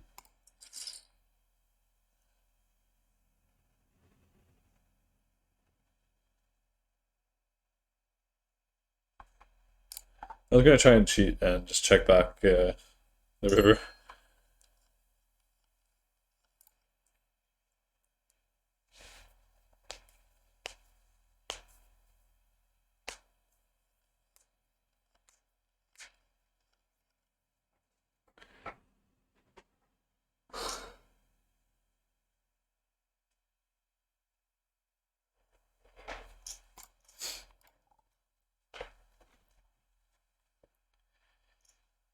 Here we have two limps in front, and Hurst ISO's big, obvious fold. This one I think I'm just gonna be mainly calling versus an open, and especially if there's an open and a couple calls.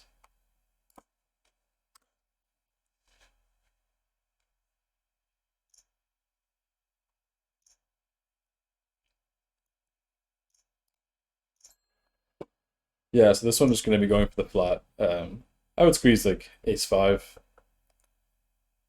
And these ones, I like to go with the flat. It's nice to be able to flush over flush somebody sometimes.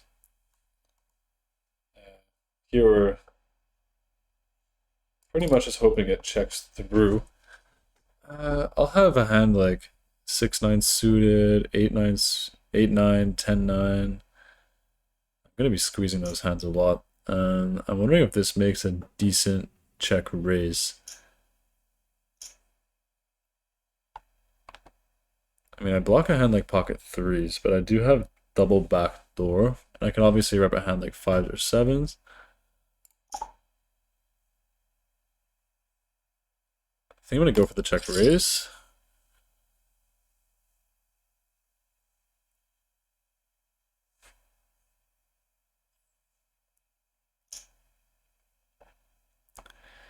Yeah, pretty obvious spot to barrel.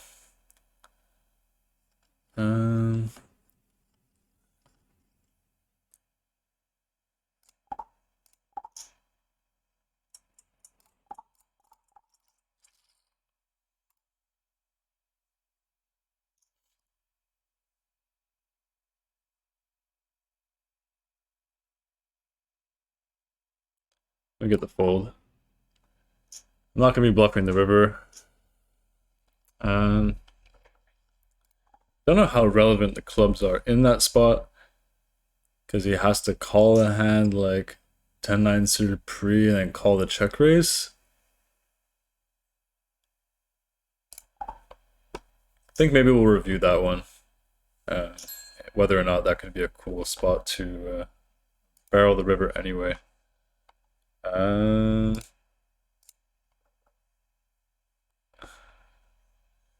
Mainly just going to be going for the call here. You can squeeze this sometimes.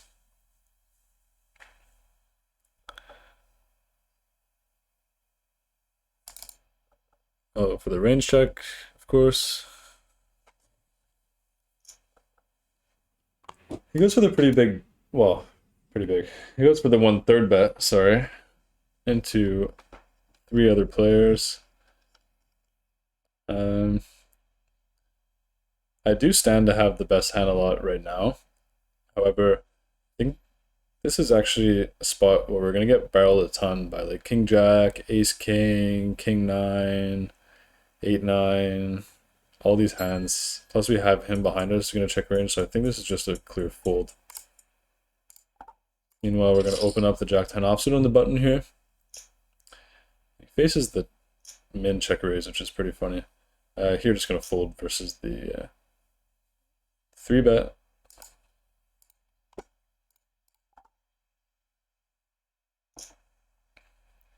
He faces the min check raise and a small bet on the turn. I don't know if this guy is just like milking him with 10x or if he has. I don't really know what he's saying he has. Now he goes for the big bet. It's called. We're gonna see he has ace 10 and he has 10 jack. See, I don't know why he'd go for the min raise on the flop. Your hand has plenty of value with a bigger check raise. Also, I really don't understand the small bet on the turn. If you check raise a hand like 10-9, I mean, going for the small bet on the turn would make sense, but ace 10 is a pretty clear big bet. And the river looks completely fine to me. Since he did face a min check raise on the flop, the in-position player is going to be calling a lot of hands like ace-king of spades, obviously, ace-5 of spades, all these hands that get to make a flush on the river, so I don't think going for the massive bet on the river would be so great. So, unless he had a boat and he was really just pinpointing his range on something really strong that could call, but I think his river size is fine. The rest of it is pretty dumb, though. I don't know why I'm looking so much into this when they're all just pretty much fish.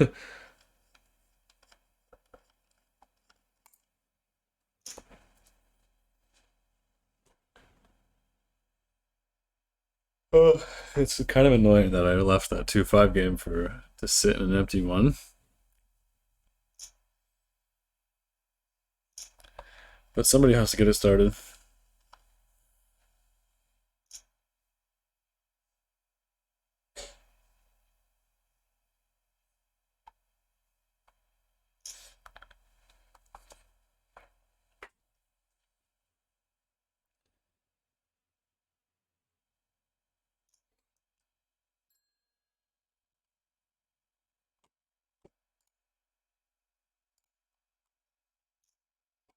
Jack 8 offs are just going to fold.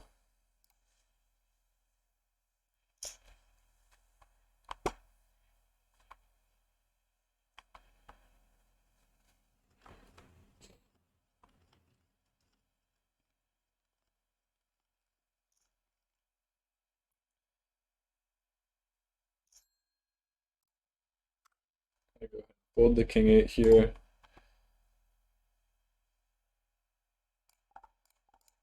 I'm going to 3-bet the ace 5 suited.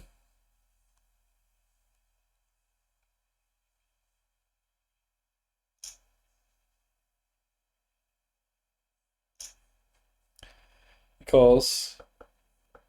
I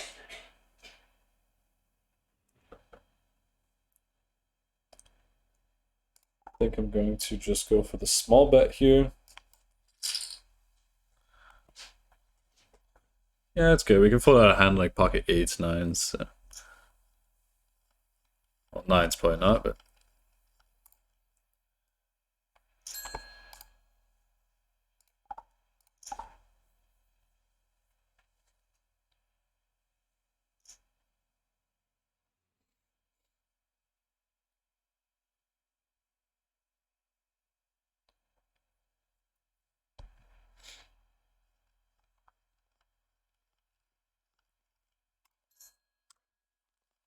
Ace queen suited, gonna open.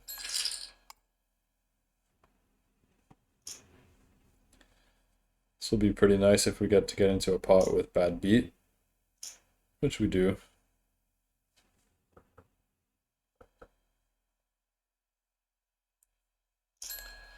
I'm gonna be checking, however, I am worried that he's just gonna go for the big bet. Because he does that a lot.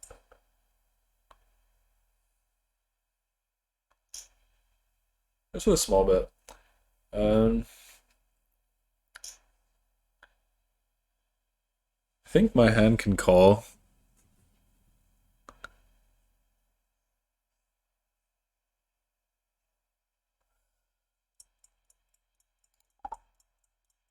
Versus this sizing, I'm wondering if I should check raise. I check raise a hand like 8-9.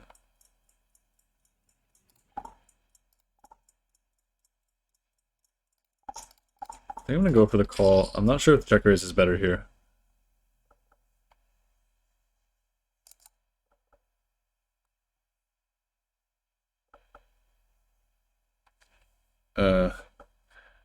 Really good turn and then kind of a bad river. However, I know bad beat, and in my experience, he's not going to be betting a lot of Jack X for a small sizing on the flop.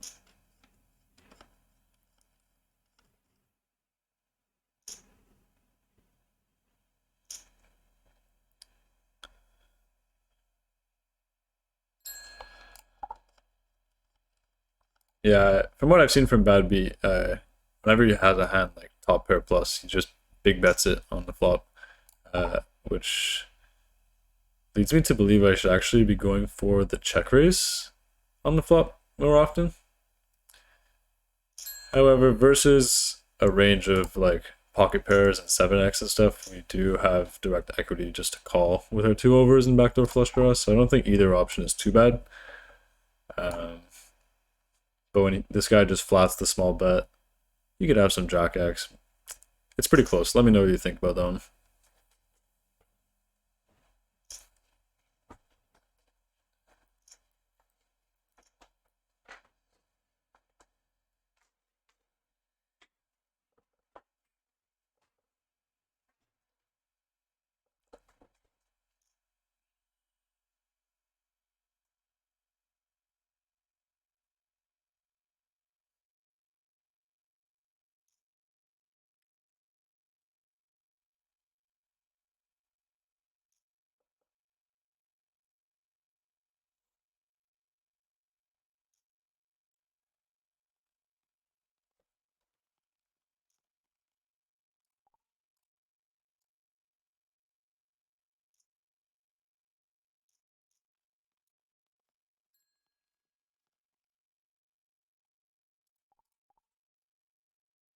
Yeah, gonna be going for the squeeze here.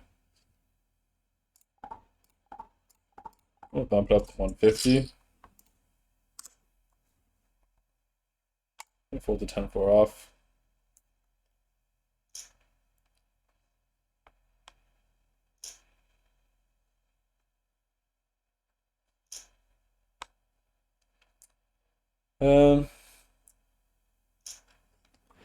This hand with no backdoors, 2 ways. I think I'm just gonna have to check 3 ways, sorry, versus this guy who's under SPR 1. I'll check a lot of hands here. I'd check with jacks, aces, kings, just jams, have a pretty clear fold.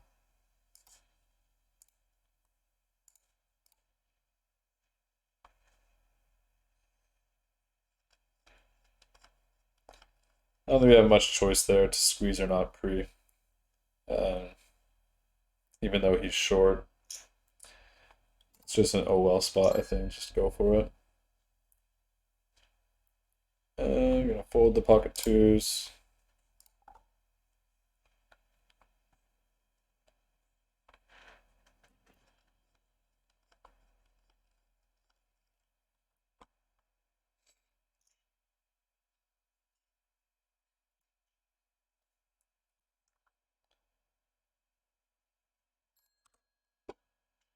Gonna open these 2 suited.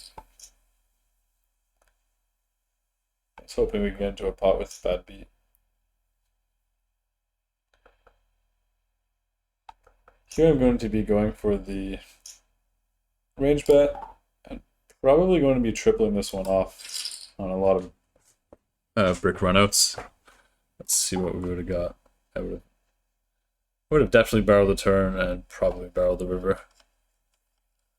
Just because the size I choose on the turn is going to pretty much vacate all 4x from his range.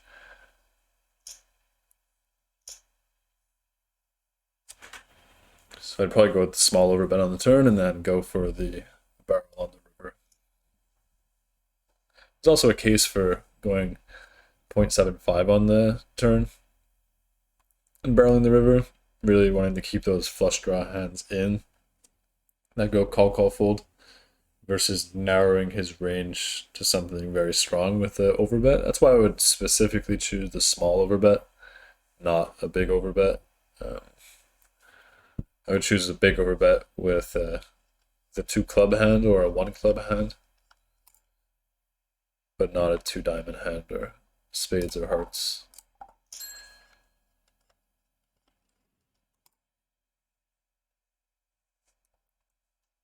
Looks like this game might get going.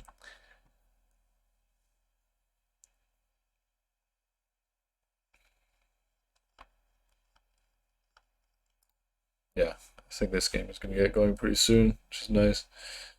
This guy's a filthy nit. I don't know these two.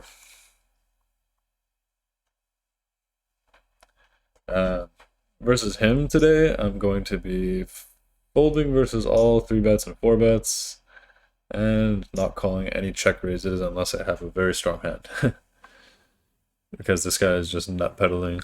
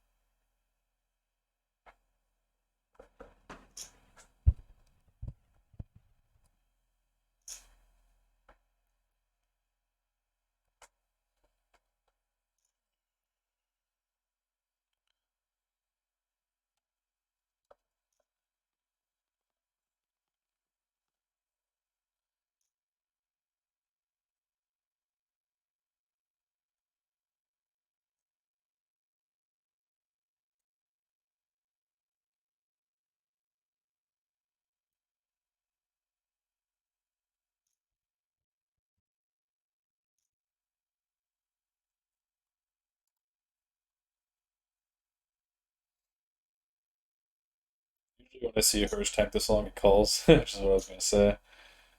Before he actually did. I see Hirsch calls on a lot of spots that are... So I'm going to look at that hand again, but...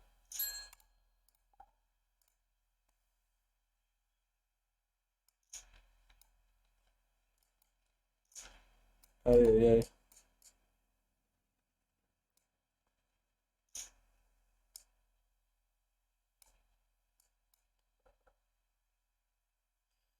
Hand seems fine. I don't think there's any folding. It is kind of an unfortunate hand for him. There's a small case for folding king queen suited pre-flop.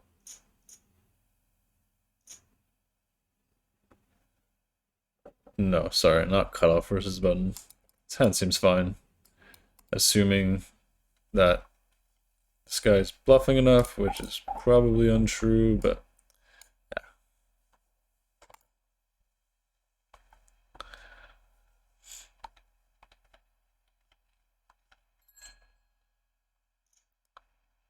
I'm gonna go ahead and open the king queen offsuit here. This raise might be a little bit loose, but playing with this guy who's flatting a ton behind me, people not squeezing a lot, I think it's fine.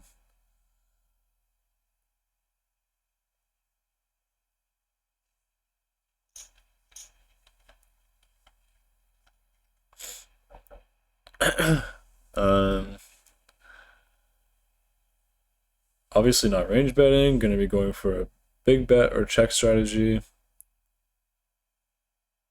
I think I'll go for the big bet here, so you're gonna fold out a hand like ace-10. This guy limps. This one isn't interesting. I think I'm gonna go ahead and over limp. Yeah, this one I think I'm going to go for the bet again on the turn.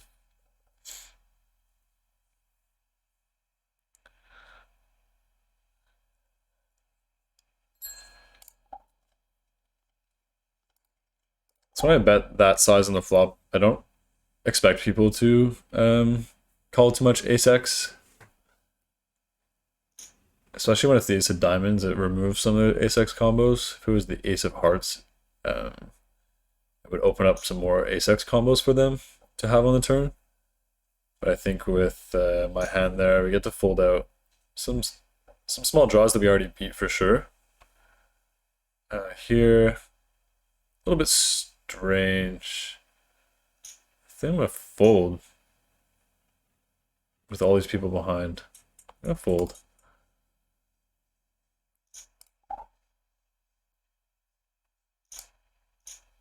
I'd obviously call if there was a club on the flop, but with no club and it's big bet in 5 ways, it's just gonna fold. I think it's gonna perform way better.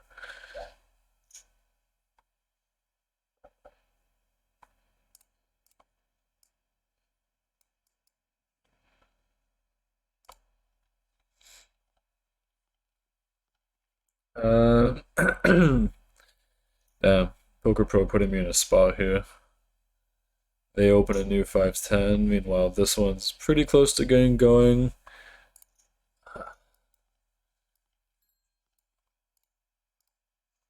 Fold. Thing is that this is a shitty game, and if these guys are going to the new 5-10, like Chang, Chiefs, and Selfie, I definitely want to be over there and not in here. So with that said, I think I'm out.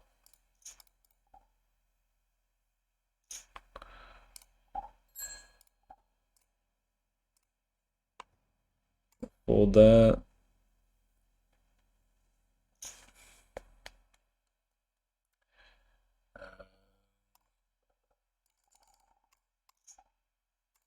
Okay.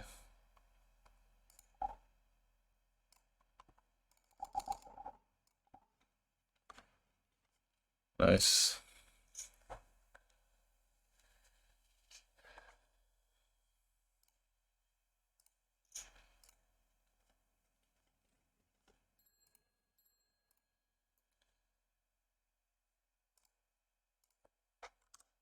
Jack 8 offsuit, gonna go for the open.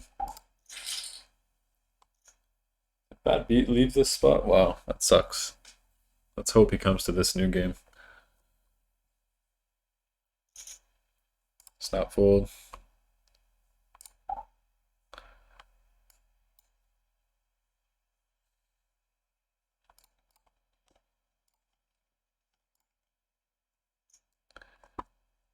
This guy posts blinds, so if it opens to us, we're gonna be opening the 4 big blinds. That's what we do.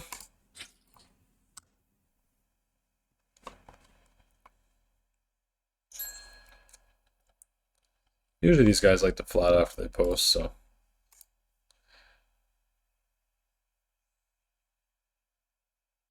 Folds. He folds. I get to pick up the extra $10, which is nice.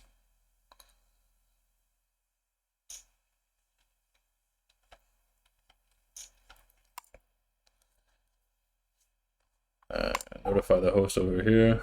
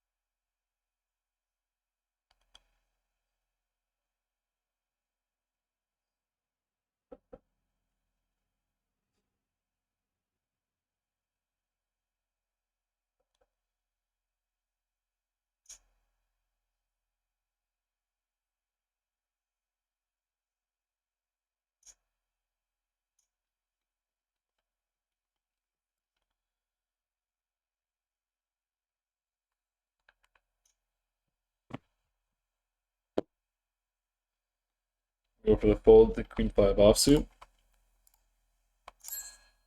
And the 5-7 offsuit.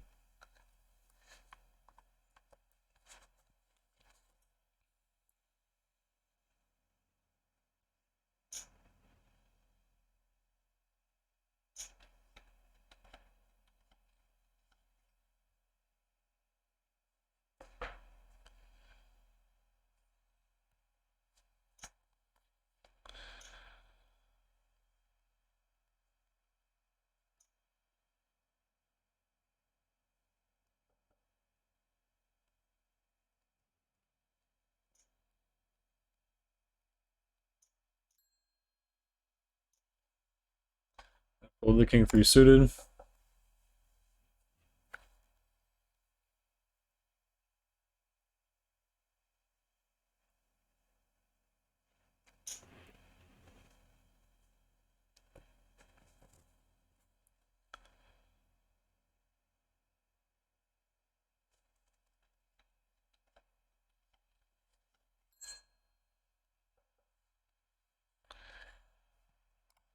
Pocket jacks, pretty clear open.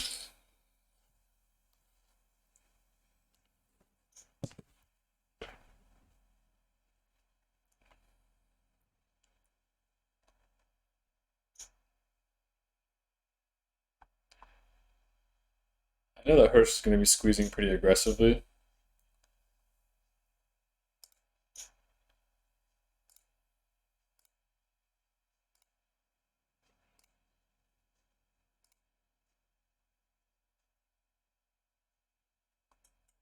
Just going to go for the call.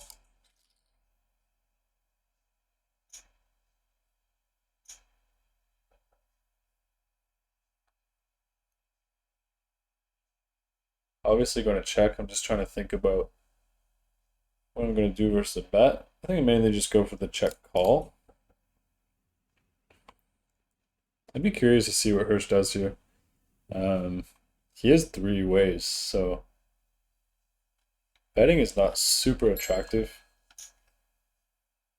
Goes with a small bet. I'm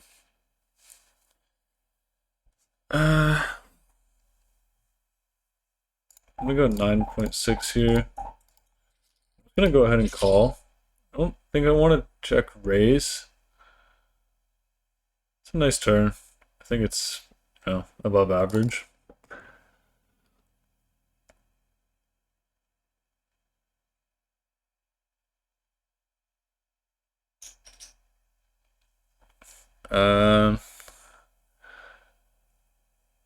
Obviously I want him to keep bluffing.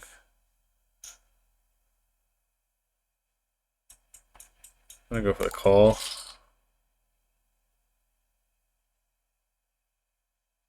That's gross, but I don't know if I'm really worried about him having aces all the time. Go for the fold versus this raise. Yeah.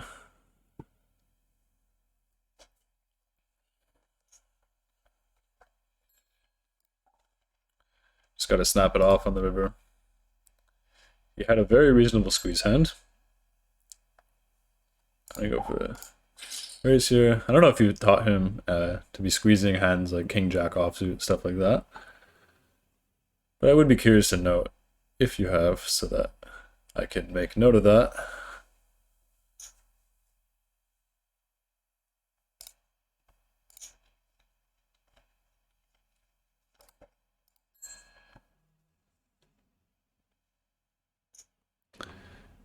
Hate to do it to Hirsch, but we have battled a lot in these streets.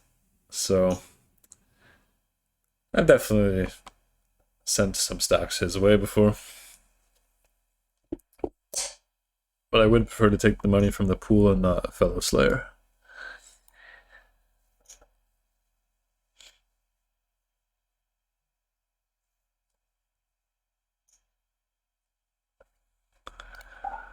And Hirsch asks if he should just give up there. The answer is yes.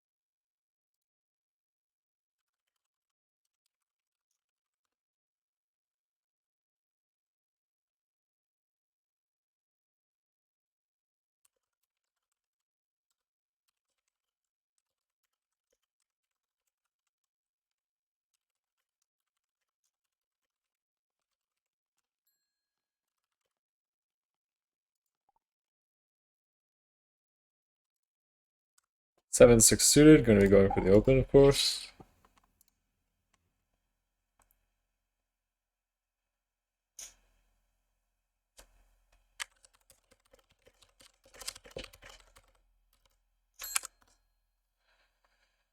Here I'm going to be squeezing.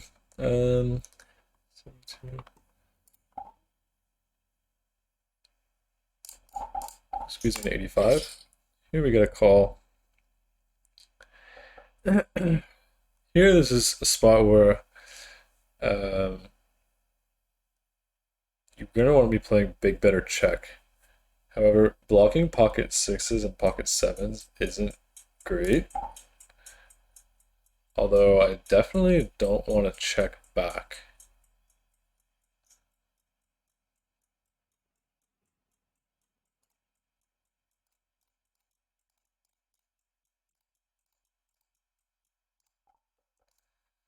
which I do anyway, apparently. I don't think it's bad. Here I'm going for the range bet. Here he goes for kind of the big bet.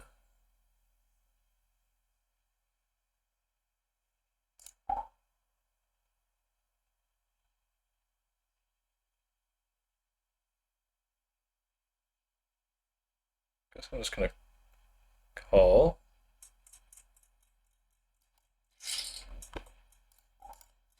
Go for the bet over here. Here, easy fold. I think that's for the 65. Interesting.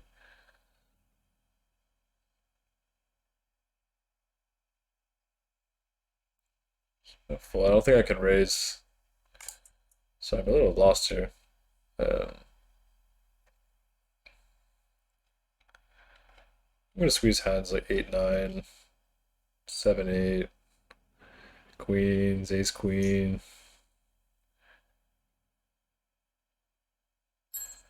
I don't know why he's tanking so long. Yeah, he goes for the all-in. Obviously, I'm gonna fold.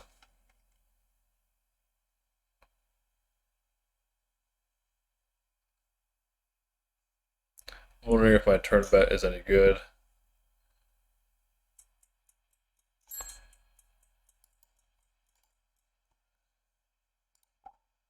Here I'm gonna go for the squeeze, of course. Go for the 140.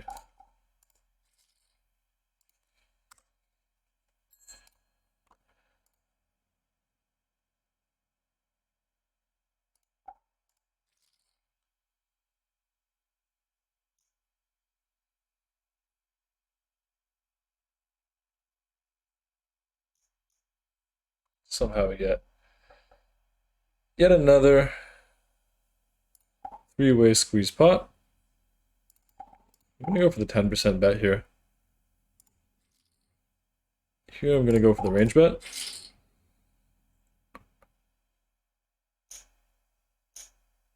Face the check raise. So I'm just gonna go ahead and fold with no backdoors.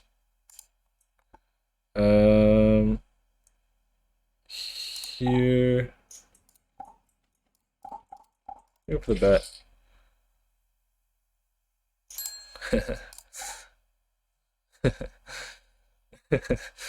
Yeah, I think I like that bluff on the turn. Versus 10%, he has to call a lot of hands that don't contain a spade. So I definitely get to bluff the turn there. Let me know what you think about that one. How much did I lose in that ace-10 hand?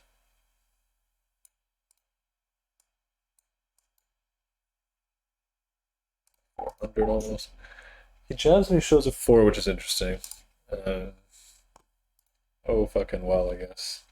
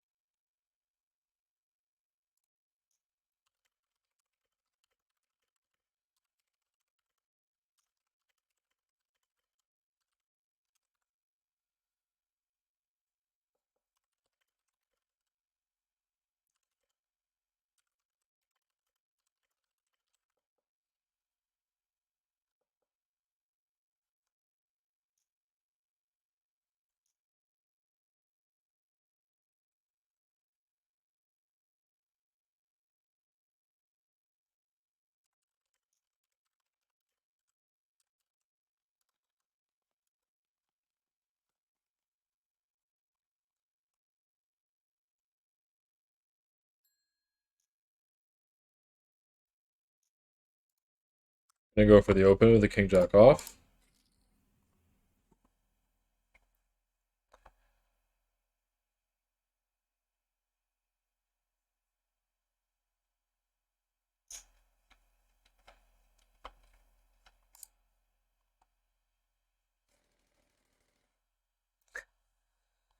I love that emoji.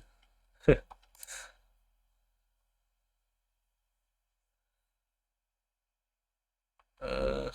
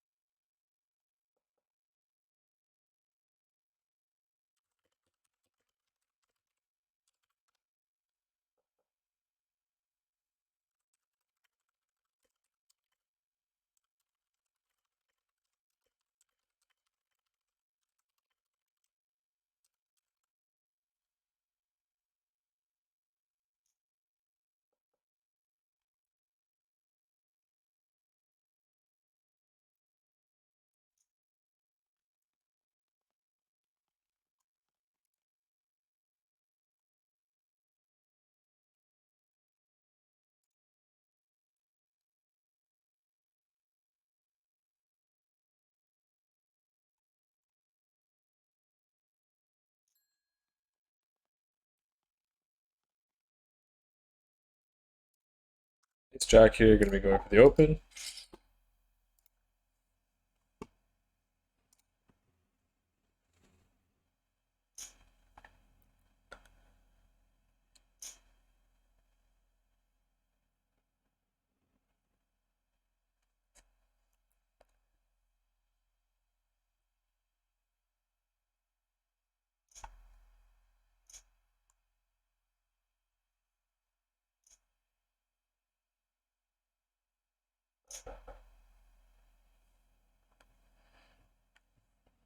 Uh, Here,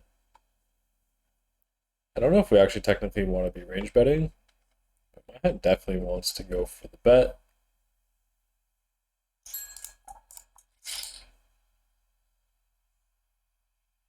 Oh, we're three ways, so definitely not range betting. However, going for the bet is definitely going to be good with my hand. I can call a check raise if it were to come to it. Uh, I know that we're normally going to want to go for the overbet.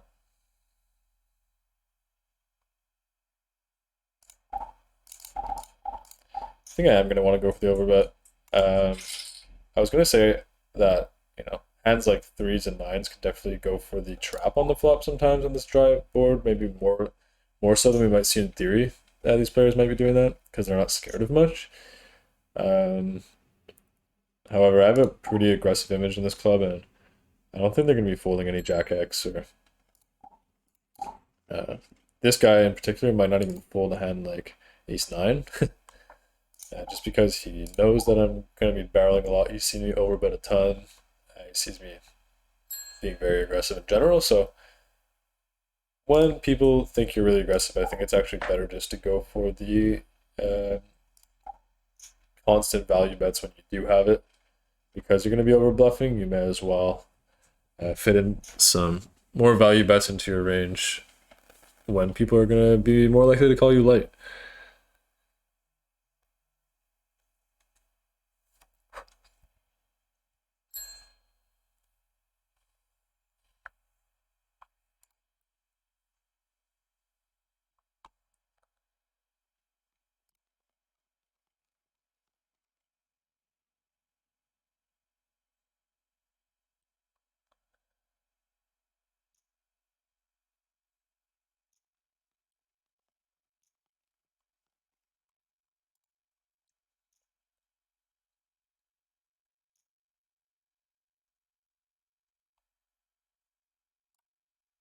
And here I'm going to be going for the 3-bet and or squeeze.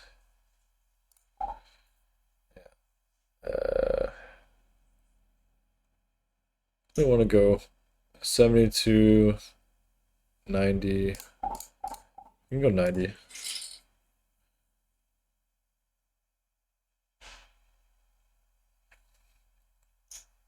This guy cold 4-bets me. So my hand is not looking very good. The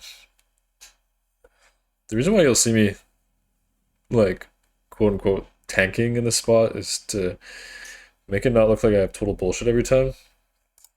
Just because I do squeeze a ton if I start snap folding. I think they're gonna know what's up. Even here, we have a good squeeze hand, but I'm gonna be squeezing like king jack off, so I definitely want to make them think that I have a decision, at least sometimes. Here, gonna go for the open.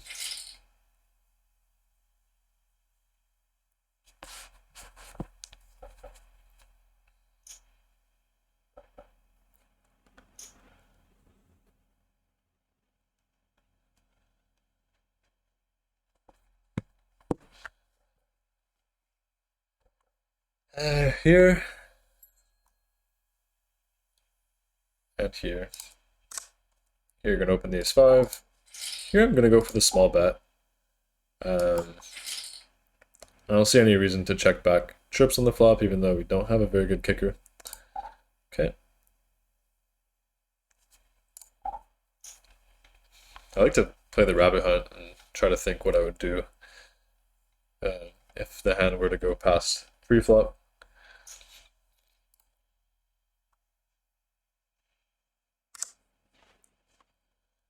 You're gonna go for the 3-bet.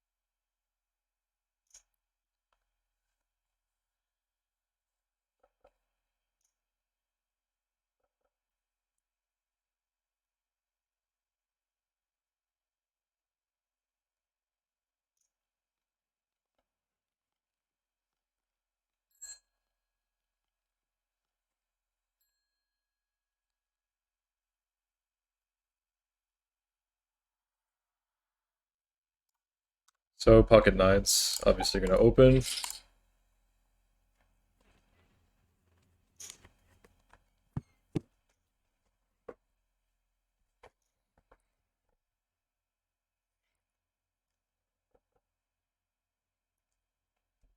Just gonna go ahead and range bet flop.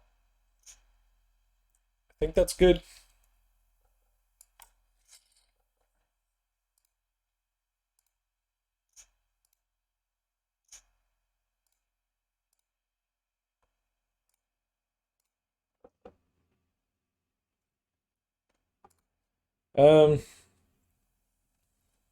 After range bet, obviously blocking some draws that we could get value from. It's a pretty clear check.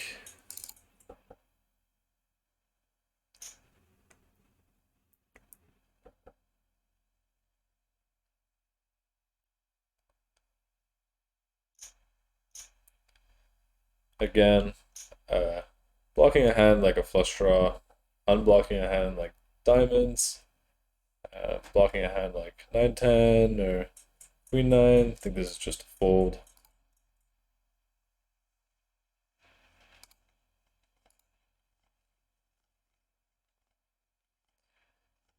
Here, when it checks to me, just gonna do nothing. Like we discussed, I would be betting 10% pot with any piece whatsoever, treating it like pre-flop, and then deciding on the turn, but mainly going to be very aggressive on the turn if people just call the 10% bet. In this case, I have pretty much absolutely zero equity, even with 100% ranges, so this is a really clear check.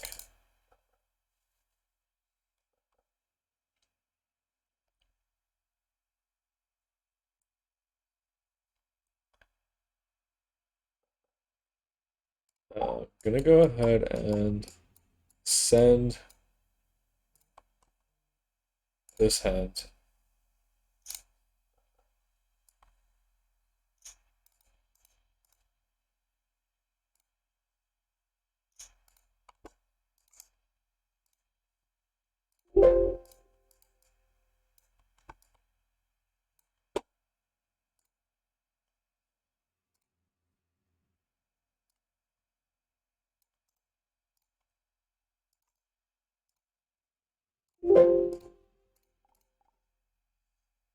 Fold that.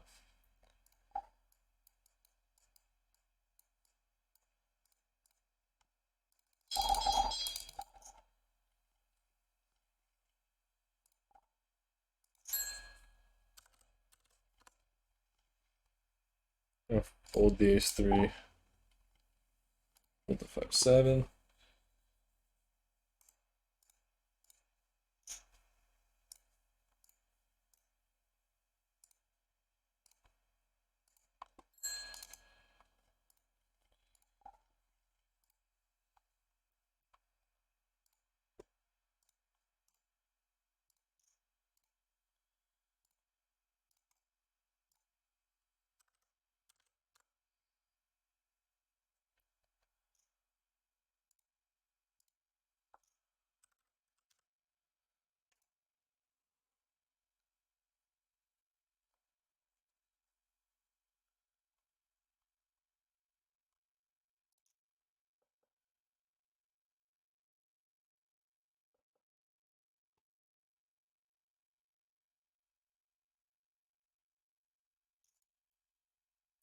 Make sure my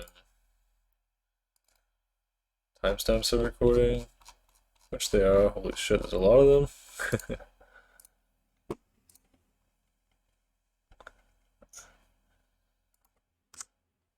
them. 8-7 suited here. I would definitely go for the squeeze. Unfortunately, don't get to play 8 high out of position, which is a real shame. I love this hand. Wow. How sick would a cold 5 bet be?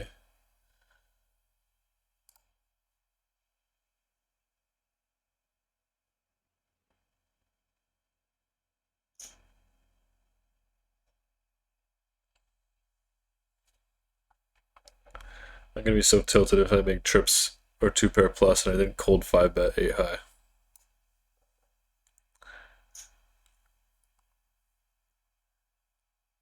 This guy checks back the flop, which is pretty interesting because Hirsch isn't saying he has 6s, 8s, or 9s pre-flop when he 3-bets and under the gun open. He could have 8-9. This does not seem correct by Hirsch at all. I would probably go ahead and range check that because this guy is literally saying he has aces or ace king on the flop. So I definitely don't like that unless Hirsch has aces himself. But this just seems very strange. I don't know what kind of situation he just got himself into. I would. Wow, okay. He's saying he has like 8, 9, or 9s. And this guy is just gonna jam on him maybe? Or he's just gonna call with ace king. Wow, okay, I guess he just has kings.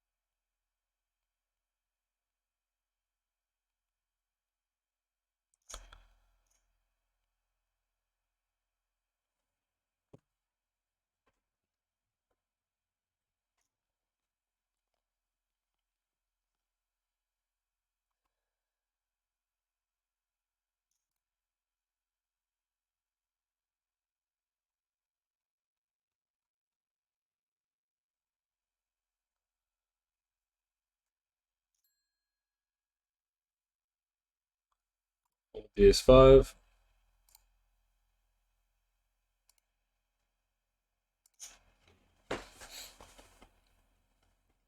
Hold the 8-4.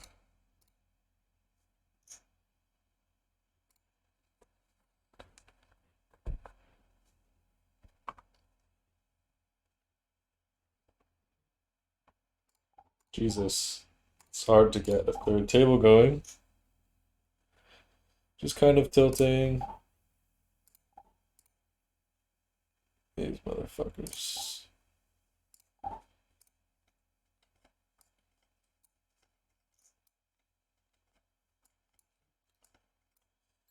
I'm quite disappointed that I left the 2-5. Ace 9 gonna open. Ace 7 gonna 3-bet. Okay. No, I'm not. I'm not going to 4-bet this. Why does everybody keep taking away the opportunity for me to play 8 high? I don't know.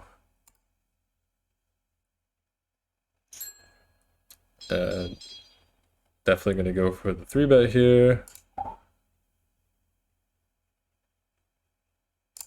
It's gonna make it 90.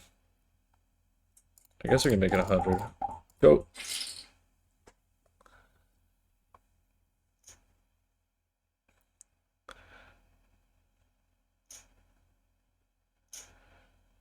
Yeah, I'm just gonna start going 100 versus the 25 and 105 versus the 30. Going to be betting here for a small size. You can fold out a hand like 4s, 5s, 6s. I also have a gut shot. He can obviously have some very strong hands on this flop.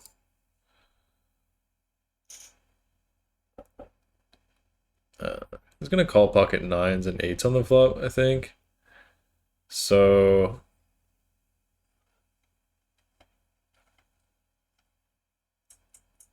I'm mainly gonna want to go for a big bet here with the ace of hearts.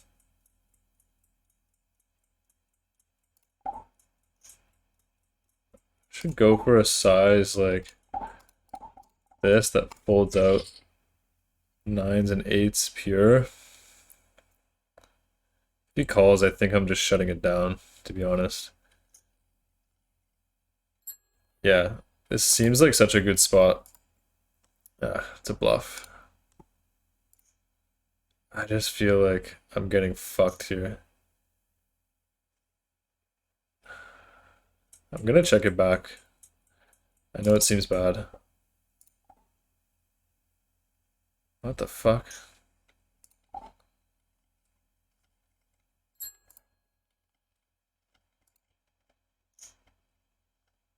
What the fuck was that?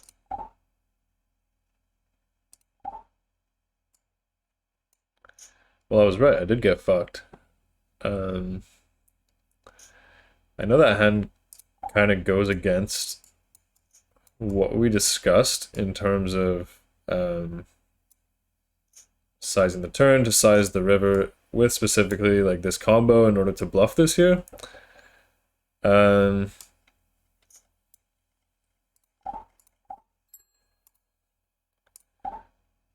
Wow.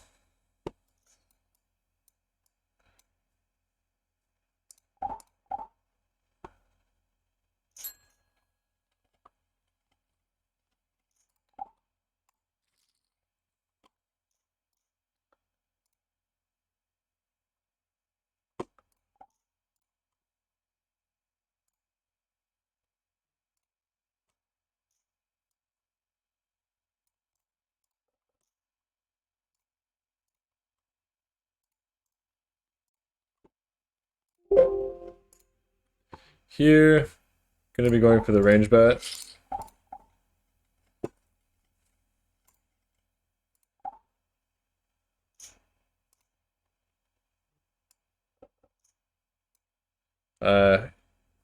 Here, I think I'm gonna be wanting to mainly check back the turn because I block a hand like backdoor flush draw floats that now fold.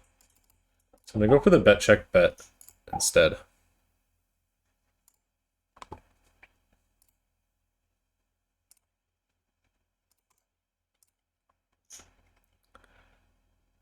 He goes for this here.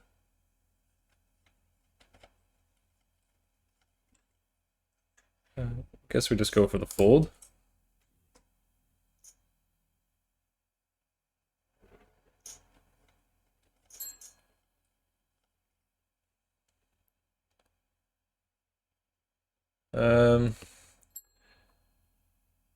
Here, 15, 60, 75.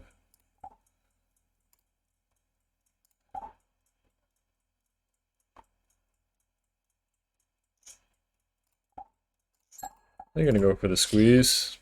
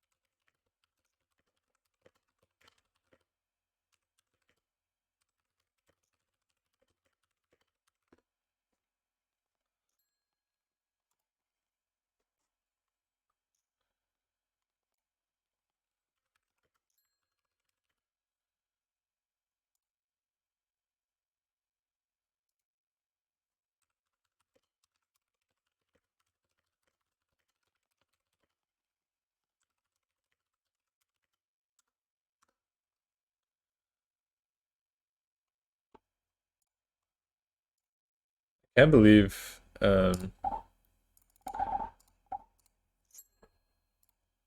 much I just got fucking range called before.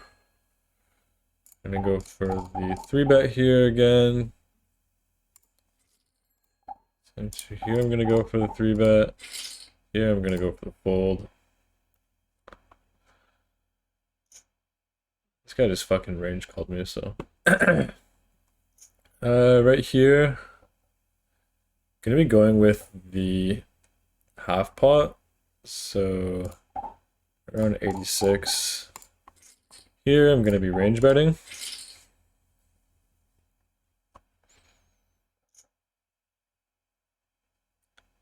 Here, here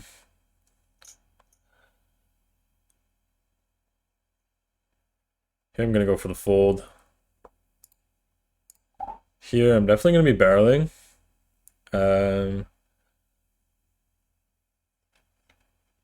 Should I go for the check raise or the barrel? I think I'm gonna go for the barrel.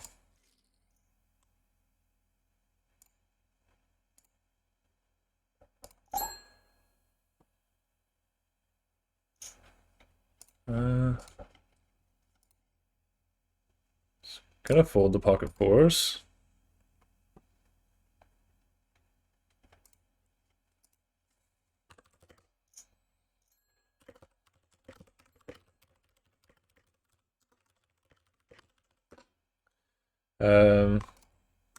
Here definitely gonna be going for the open with the 6-5 suited.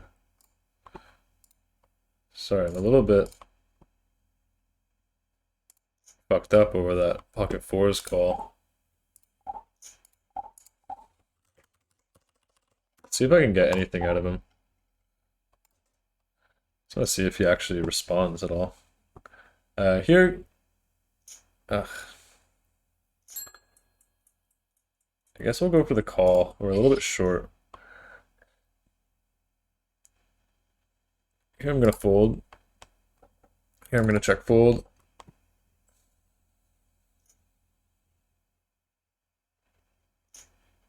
Wow, this is a super dumb sizing. Okay.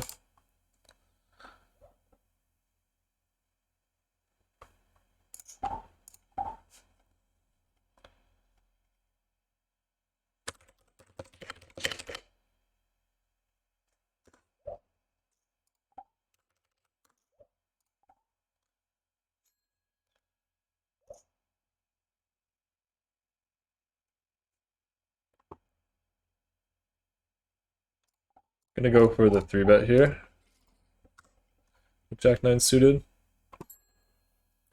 Gonna go for the open with pocket twos.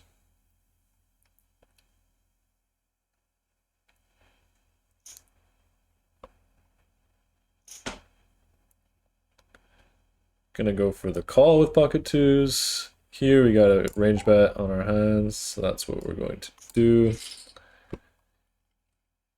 Pocket twos, going to call, flop a set. I will not flop a set.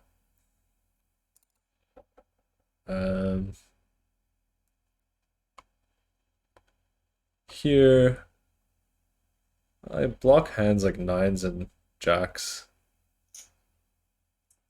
I think I'm gonna go for the bet check bet. Just gonna fold.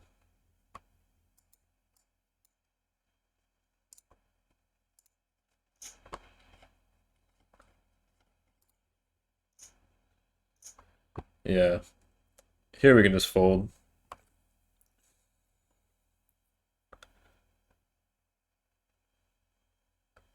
He's not saying he has a hand like king queen, he's saying he has a hand like ace queen plus. It's whatever. Jack 9, gonna open.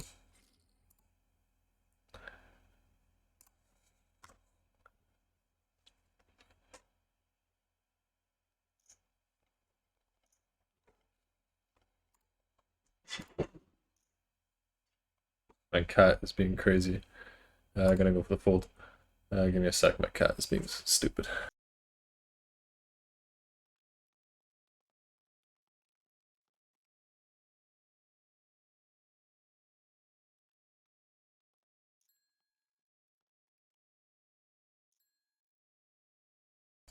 I'm back.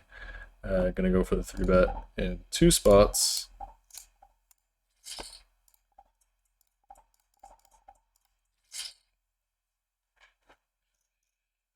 Get a call there. Definitely don't want to be range betting this flop. I think with no backdoors, it actually makes a good check. I don't want a hand like ace 10 to fold. I don't want a hand like ace jack to fold. So I'm gonna start things off with a check. Hope it checks back, and we'll see if we can find a turn. I'm not gonna have any sets or 2 pairs, and he goes for the big bet. Pretty clear fold. Oopsie.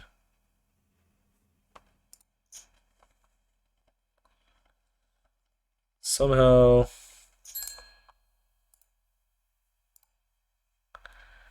I got fucked on that hand so bad. Fold. Pocket jacks here.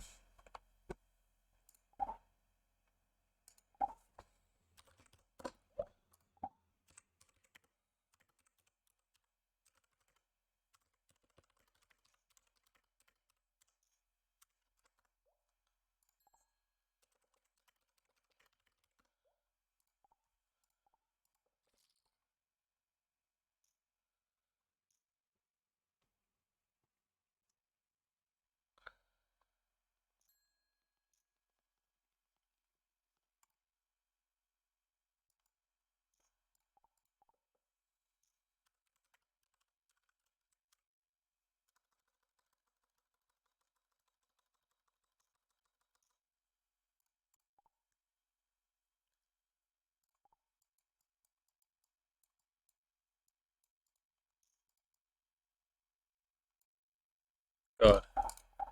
Yeah, I think we obviously, I mean, once he calls the turn, what does he fold?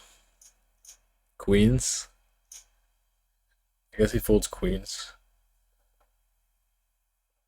I guess he folds ace 10.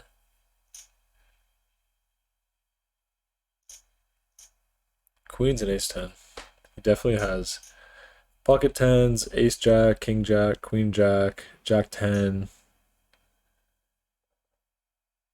Some flushes. Like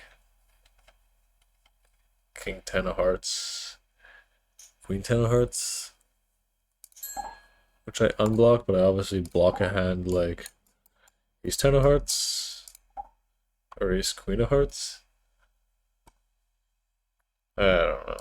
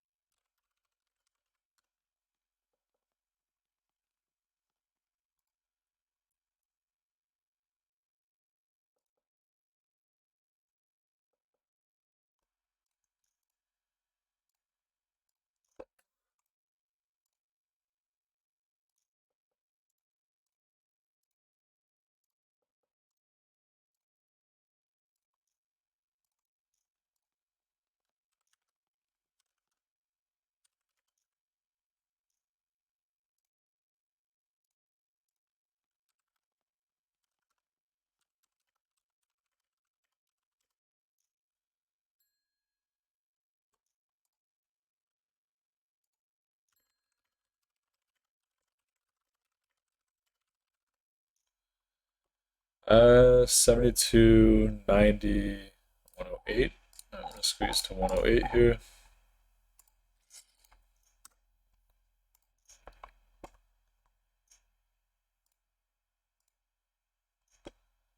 Get called by the first guy. I think I'm gonna go ahead and bet this one small.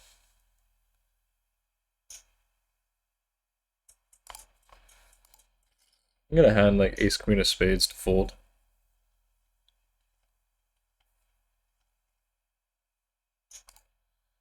He goes for the big raise. Well, not like too big, but pretty clear fold.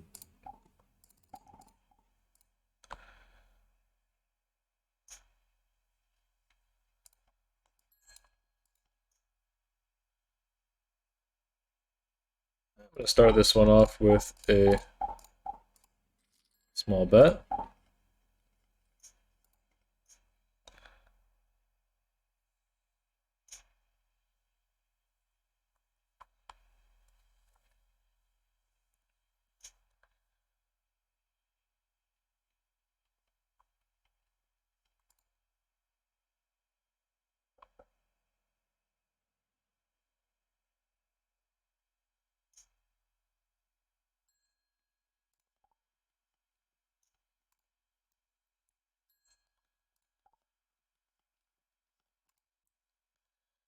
I'd say it's time to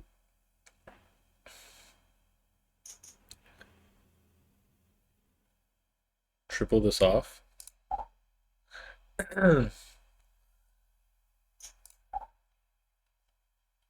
Think I can go with this size and then go for a really big river bet if I just face a call.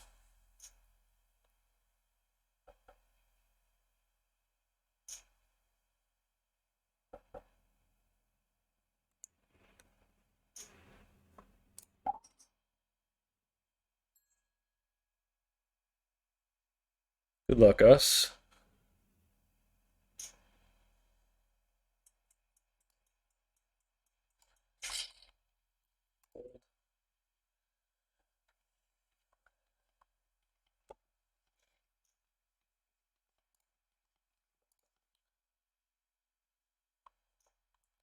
I think the strategy of going 1% and then really big is working really well. Fuck this guy. I dislike him.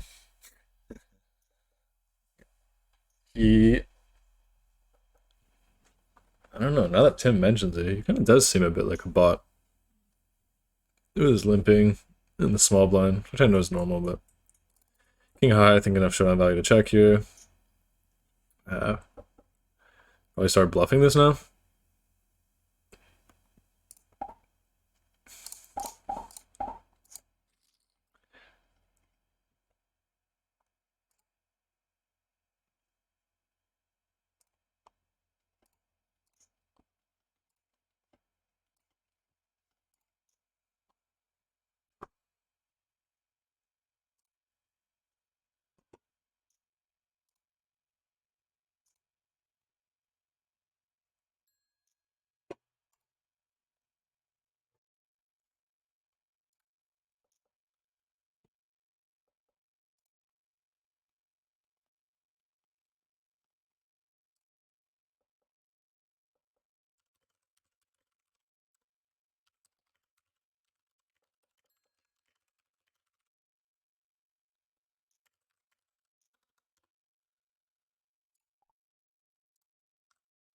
I'm gonna go for the open with the ace-8 suited, of course.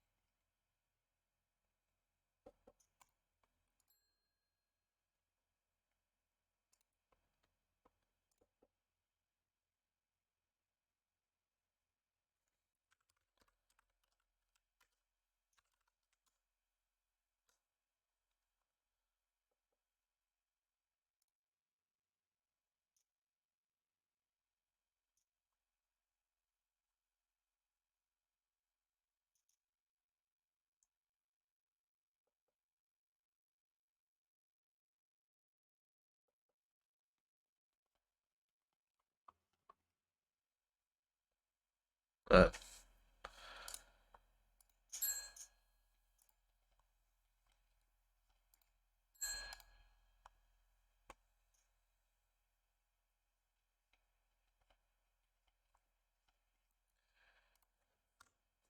we get queens over here.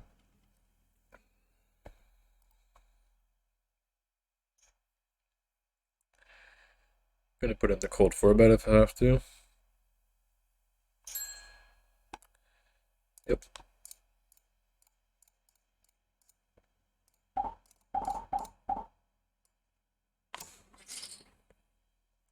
I'm gonna have to think quick on this hand because I don't have any time banks, which I really hate.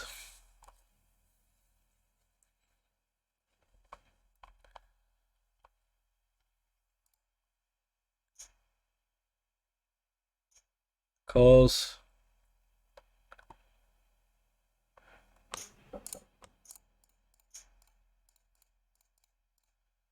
I go for the quarter pot size bet.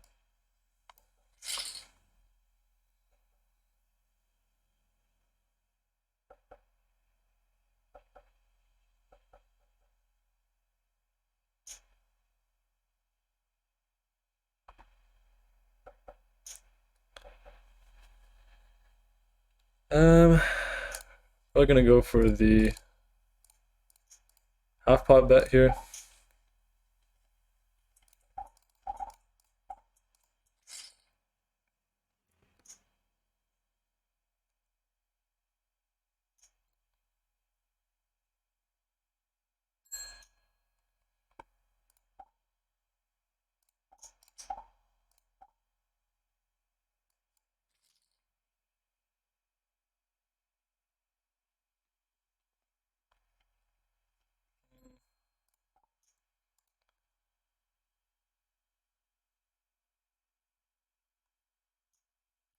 I'm gonna go for the small range bet over here.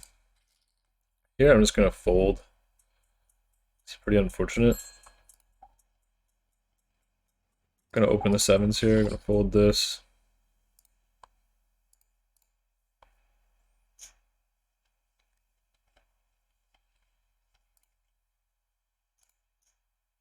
Somehow we go going up from being up 3k to only being up 1 over here. I think I'll check. Here I'm gonna go for the call. I'm gonna go for the check fold here. Here, 79. I mean, what are his bluffs? Here I'm gonna fold. This is just overall bad sizing. Here, let me think about this. You can have a hand. I mean, I block. Jack 10, obviously.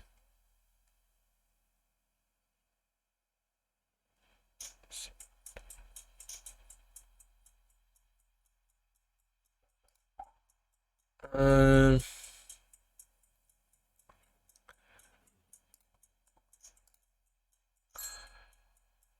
fold over here. Guess I'll go for the fold. Probably use a hand like Jack 9 for the check raise, Queen Jack for the check raise, blocking some value range.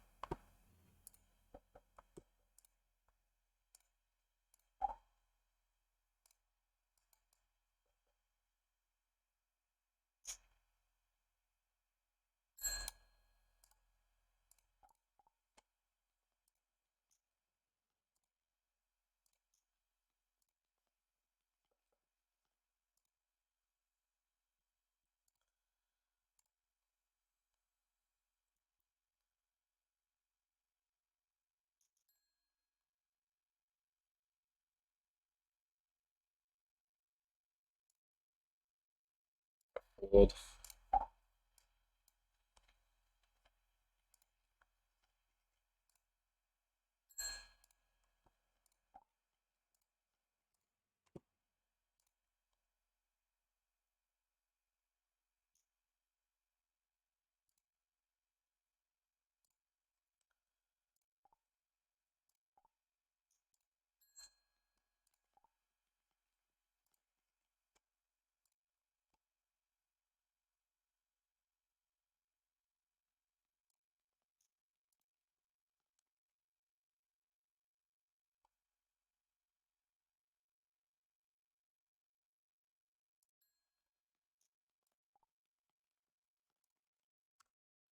Gonna go for the open here. Hand is a little bit confusing. So he's not gonna call like 8-9 pre. Shouldn't call 10-9 pre either. So he's gonna have hands like jacks, 6-7 suited. And I guess he's gonna have some like 4-5 of diamonds as his bluffs.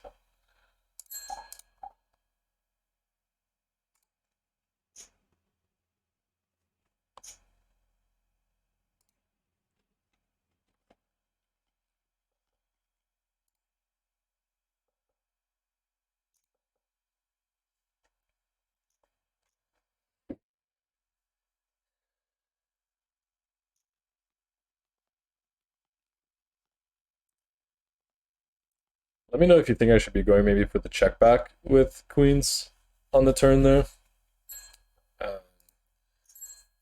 Under the assumption that he will bluff on the river.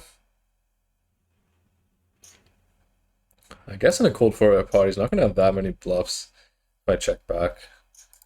So probably just going for the bet on the turn and then checking back to the river is going to be the best bet.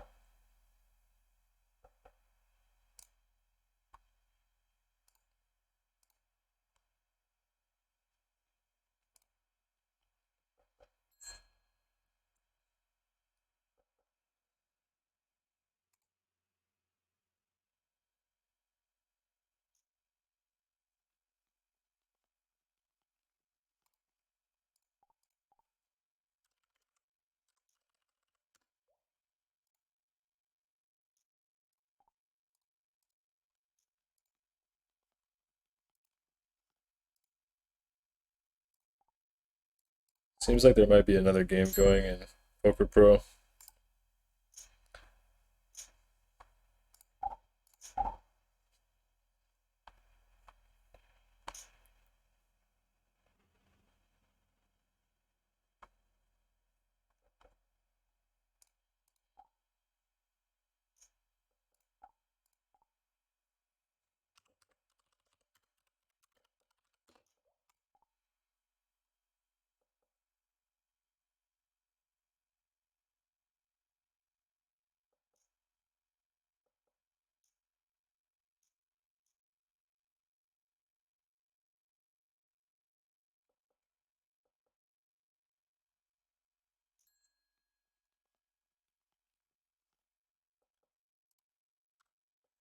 Here I'm going to be going over the open with ace-7 hearts.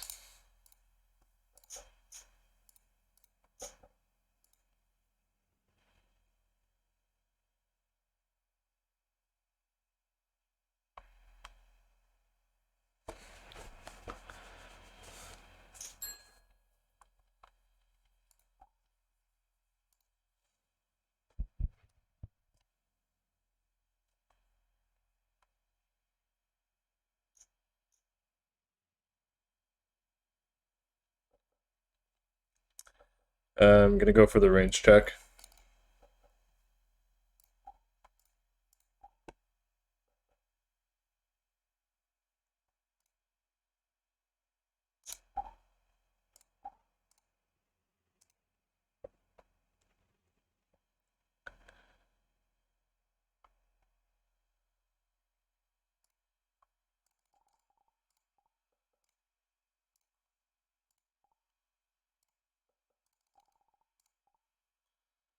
Definitely going to be going for a bet here.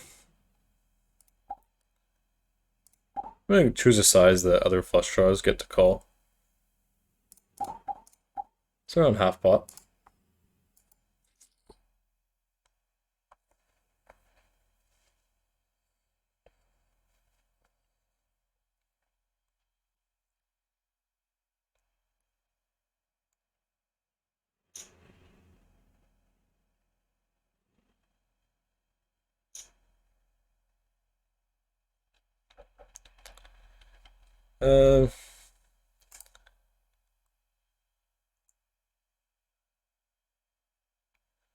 I guess I don't want to bluff this hand on the river.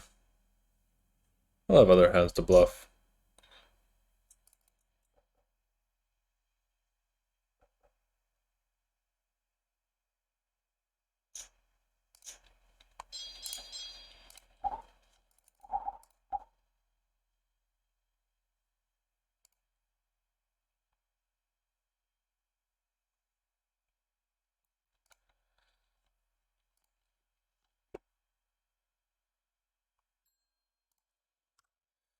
gonna go ahead and open this pure since the table just started. Some people won't be there. Okay, fold the pocket threes.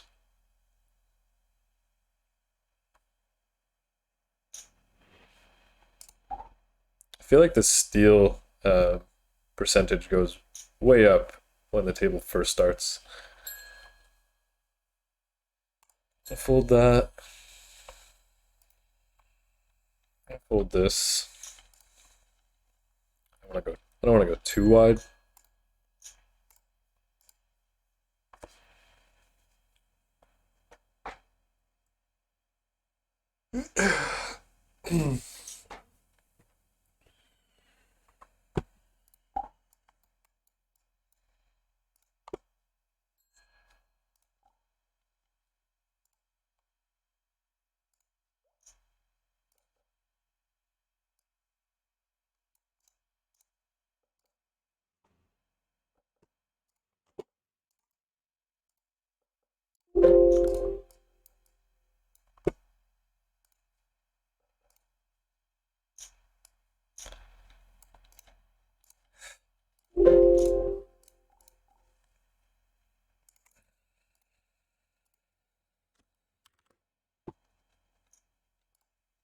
Fold this, fold that.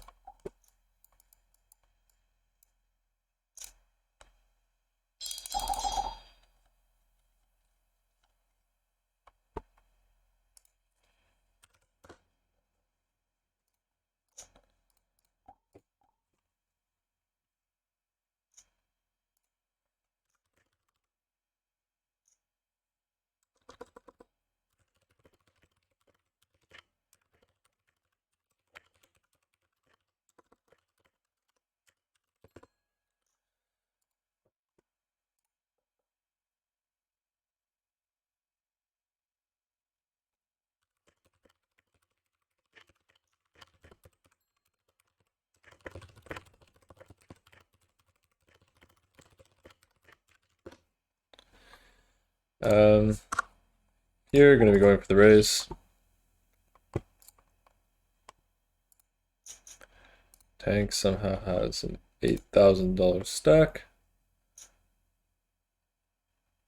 This guy just donks really big. Just pretty retarded. I'm gonna fold.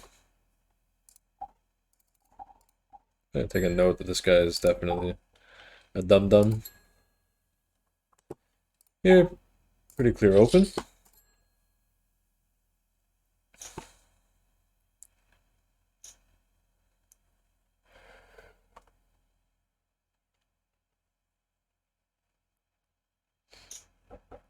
I'm gonna be range betting flop here.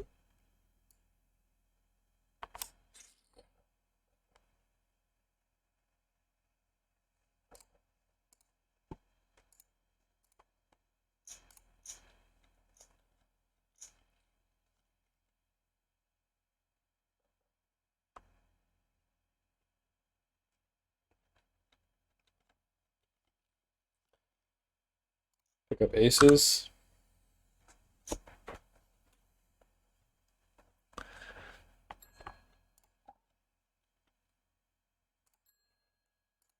I go for the raise. Fold. Feel like maybe a big one coming here pre-flop.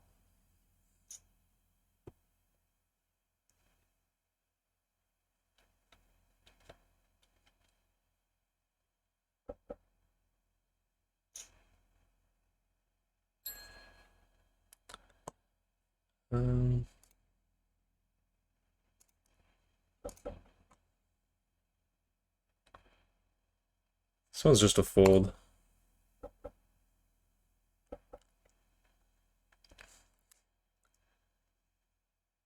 This one's definitely interesting.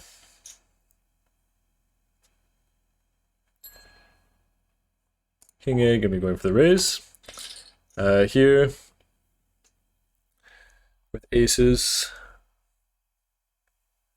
this is, I believe it's a overbet or check flop, or at least a big bet or check flop. I'm gonna go for the larger bet. not the overbet. Here I'm gonna fold.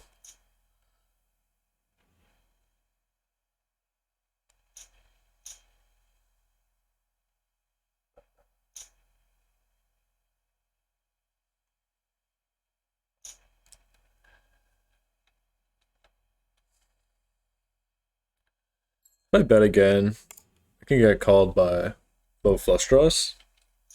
I can also get called by a hand like King Queen, King Jack, King 10, 10 9, Queen 9, Jack 9. Here I'm going to be going for the 3 bet. And here I'm going to bet 0.66 as to keep all those hands in.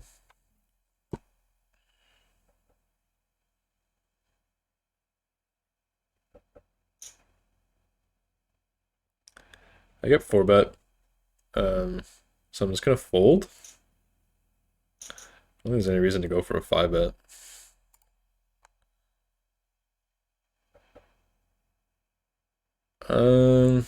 Man, I'm trying to think of what I can get value from here on the river if I bet.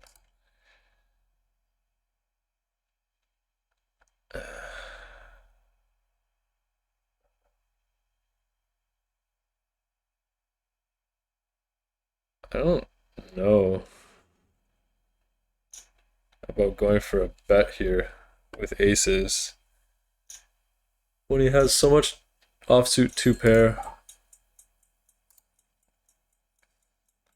And he knows it's a board that I'm going to have ace king and he's not, so he's going to overfold it. So I'm not going to go for an overbet, obviously. I think I'm just going to go for a small bet. Get calls from like king queen, ace queen. I don't know if this is burning money. Yeah, it is.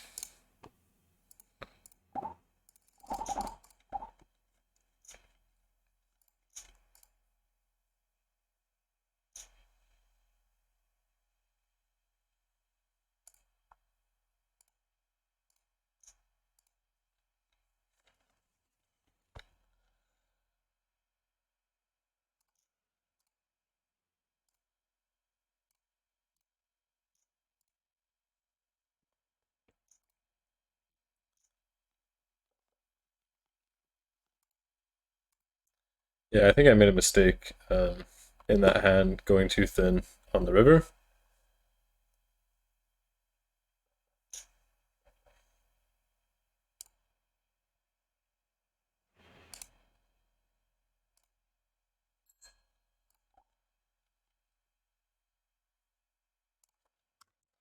Jack 10 here, going to be going for a raise.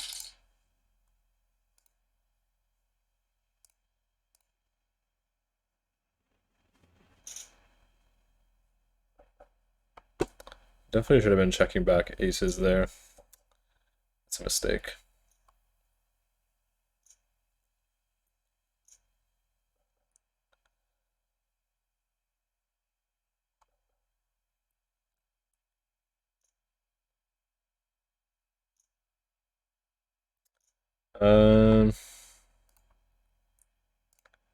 At 100 big blinds effective.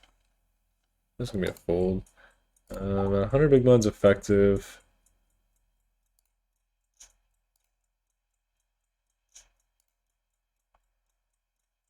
I'm just gonna fold. This is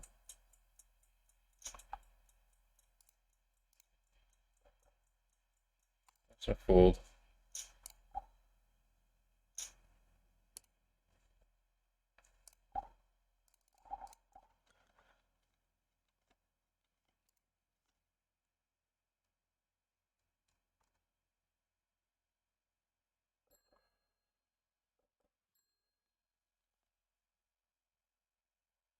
Here I'm gonna go for the raise. Here I'm gonna go for the bet. This game broke really fast.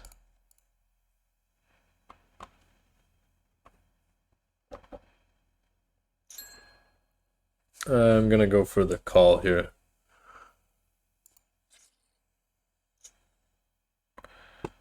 I'm gonna check.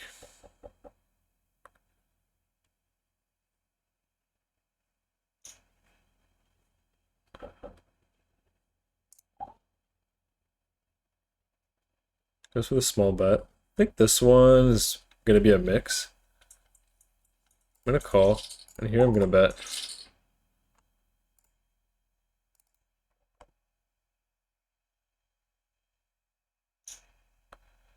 Yeah, I think he's just always gonna have some kind of ace. Here he checks back.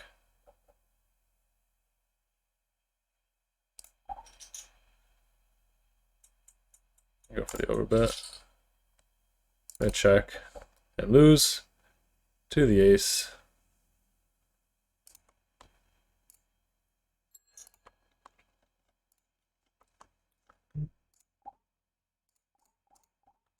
I'm gonna sit out after this hand. Here I get kings.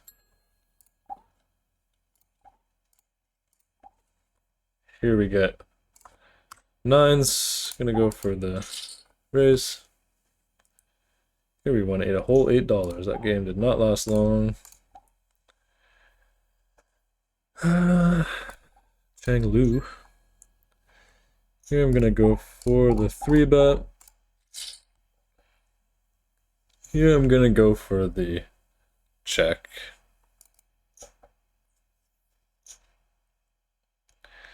Here I'm gonna go for the range bet. Chang bet's real big. And he calls, so we're gonna fold.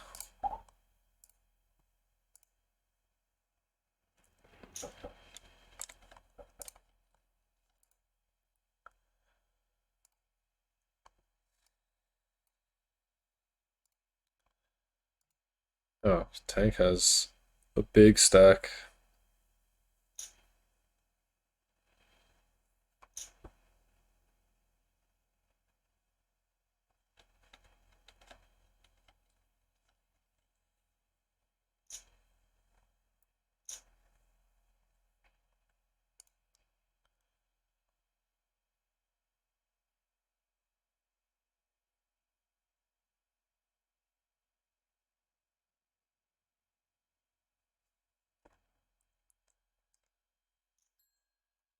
I think I'm just gonna go for the call here pre. I think in these positions that's a fine play. Convicts. I'm gonna call.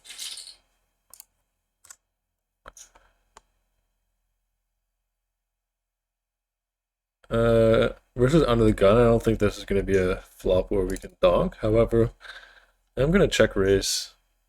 Yeah, this is just fucking bullshit. I'll fold that. Yeah, just pure bullshit when he when he just snap bets so big like that.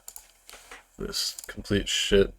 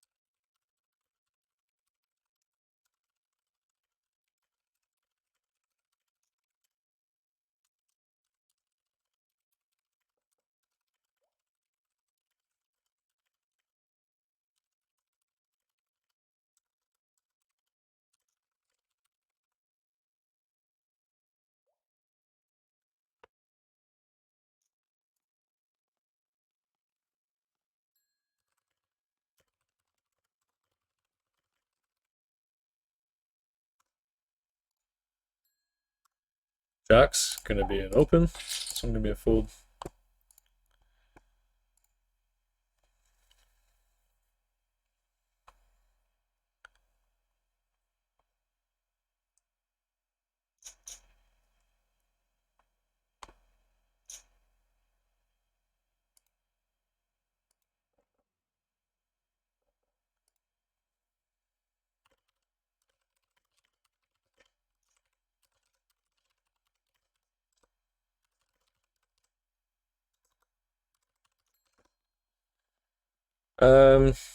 Here, I think we have a pretty clear check.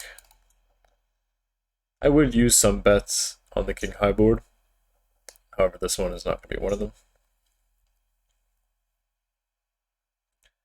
Question is my hand good enough to start betting now? I think it is. However, I think it's still supposed to be a check.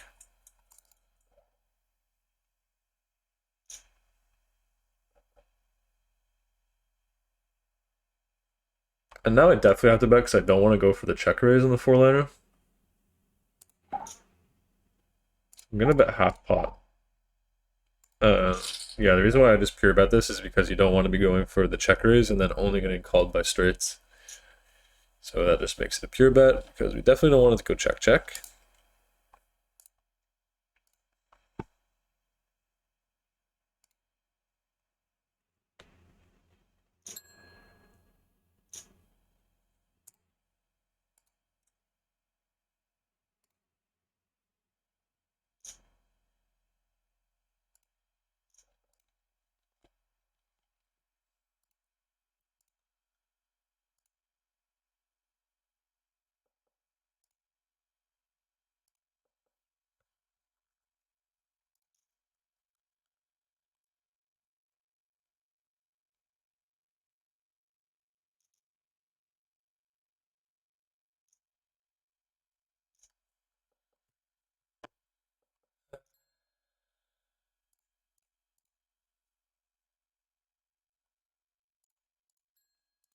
I'm gonna go for the squeeze here.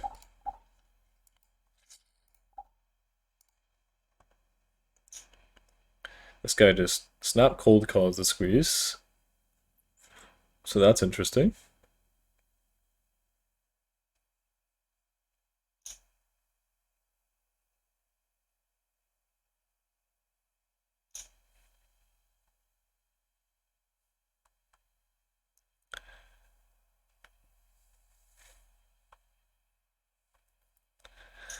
This guy now hitting time banks. He folds.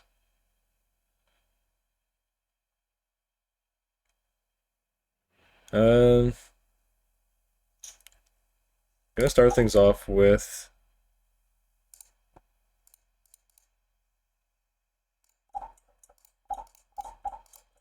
.2 pot size bet because I can still get value from hands like 9s and 8s with this size.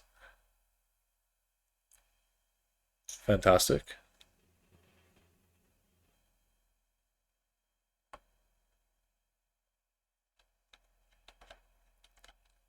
Should probably go for the check here.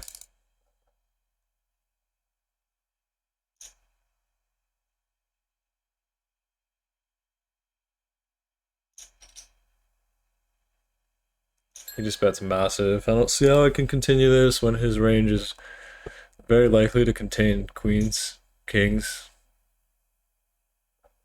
maybe 6, 7. What are his bluffs? His bluffs are like ace jack of hearts, ace 10 of hearts, ace king of hearts maybe. Man.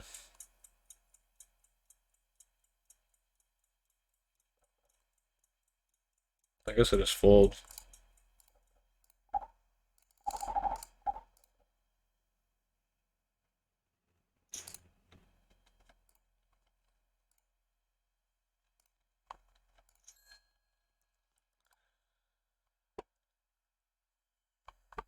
Pretty upstuck right now. I was up like 2-6, 3-6. I was up like 4 earlier. Now we're up like 1.2. Still not bad for a few hours work.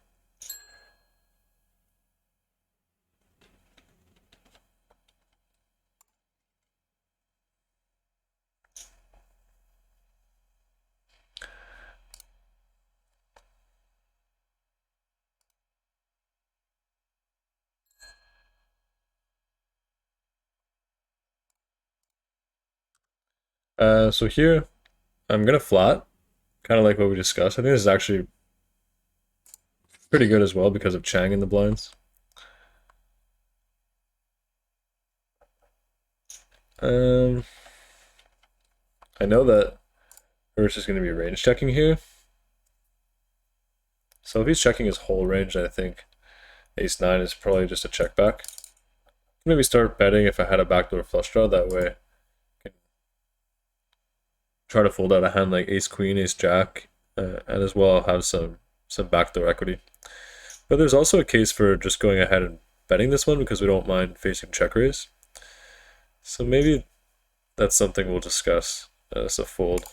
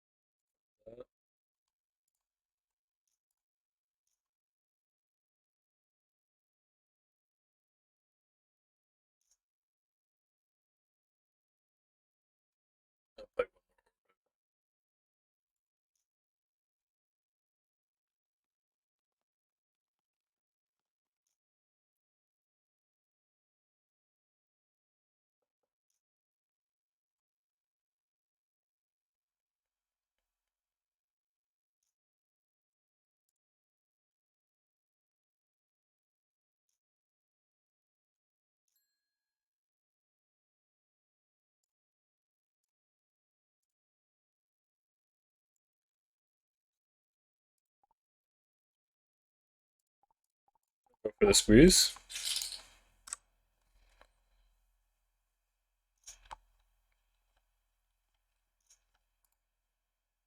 And we're gonna have another three-way squeeze pot.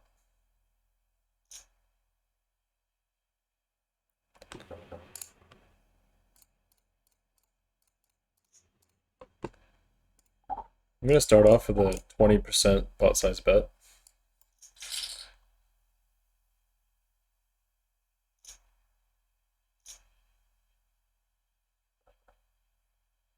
Jesus.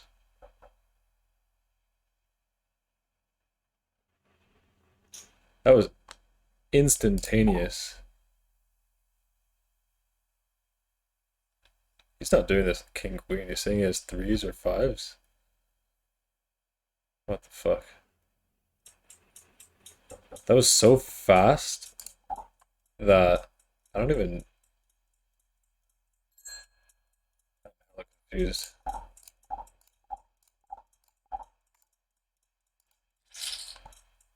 I don't even know what the fuck his bluffs are. I can just fold. This is not the Chang Pu. Man. Yeah, okay.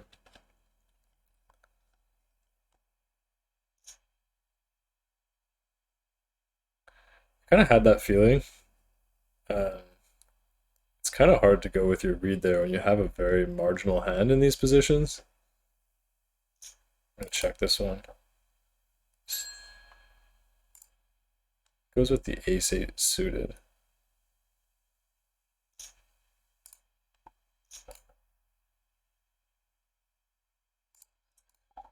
Okay.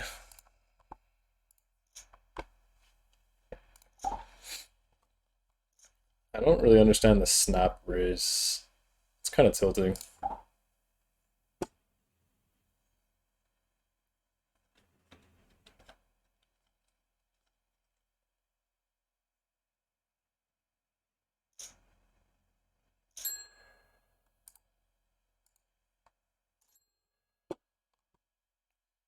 I'm gonna go for 3-bet.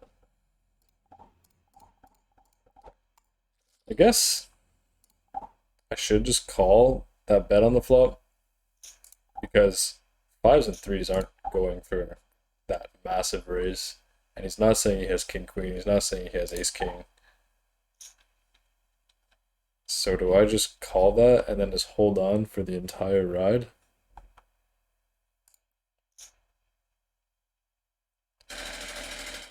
Um,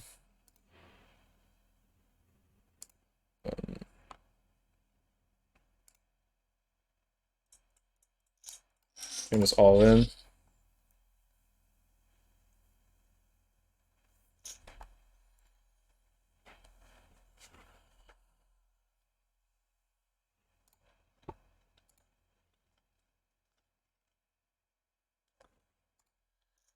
I guess there's also a case for going with the smaller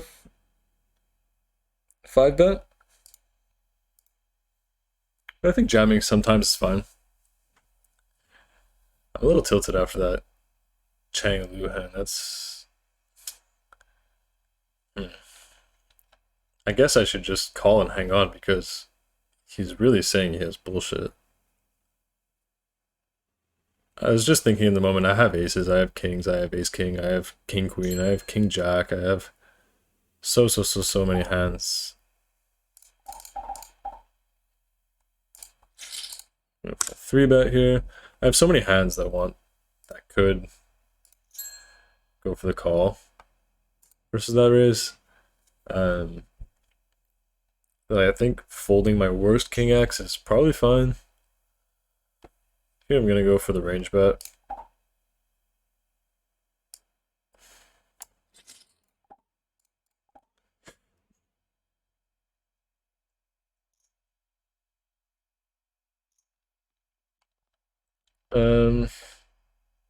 Here we don't get flush draws like ace-10 of clubs to fold.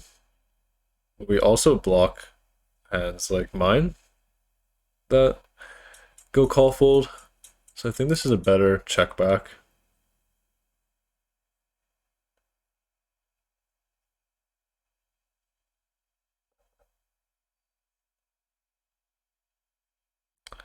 Do I ever win here? I don't think I ever win here. I think I'm gonna go for the bigger bets, try and fold out like 5s and 6s.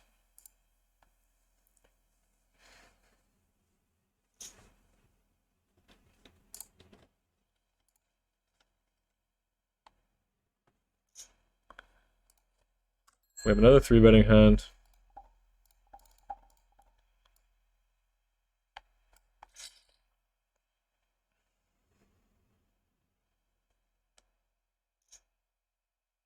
And cold calls, and this guy calls. So now we have a nice 3-way 3-bet pot. This card is going to be a lot better for Chang. And I don't have any backdoors besides the runner 4 straight. I think I'm going to check this one. I'm going to have a lot of hands that want to bet. Or a lot of better hands than this, I should say. Now the question is, do I start bluffing?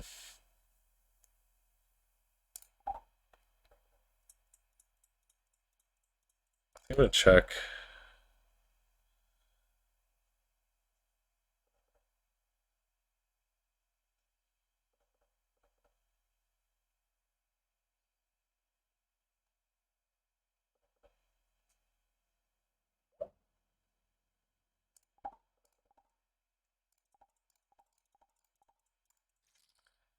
You have to fold a hand like ace queen, ace 10.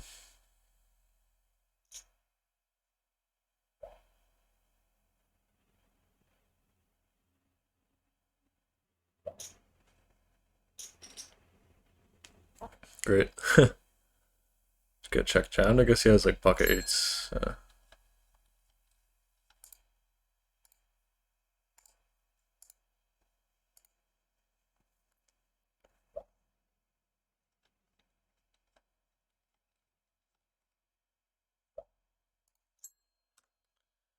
Um,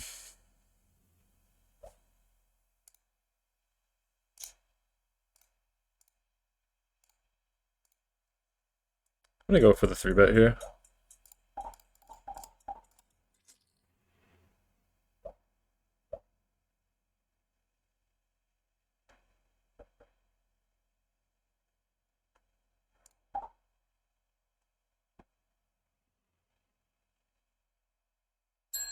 I 3-bet every single hand. That's it. That's here too. That's my last hand.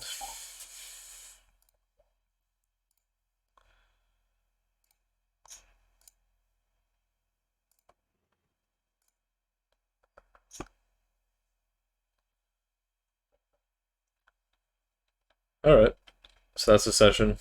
I'm just going to show the wins and losses now. Here we won $8 whole dollars.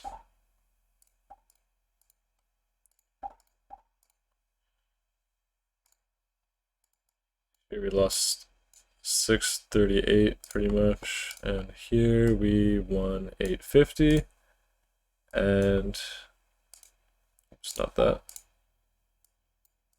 Here we won 820. So if we just add this up quickly,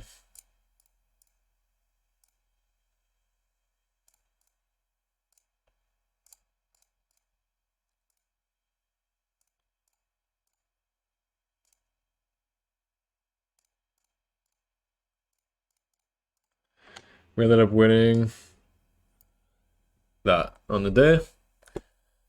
So that's it. I'll see you next session. Thanks for watching.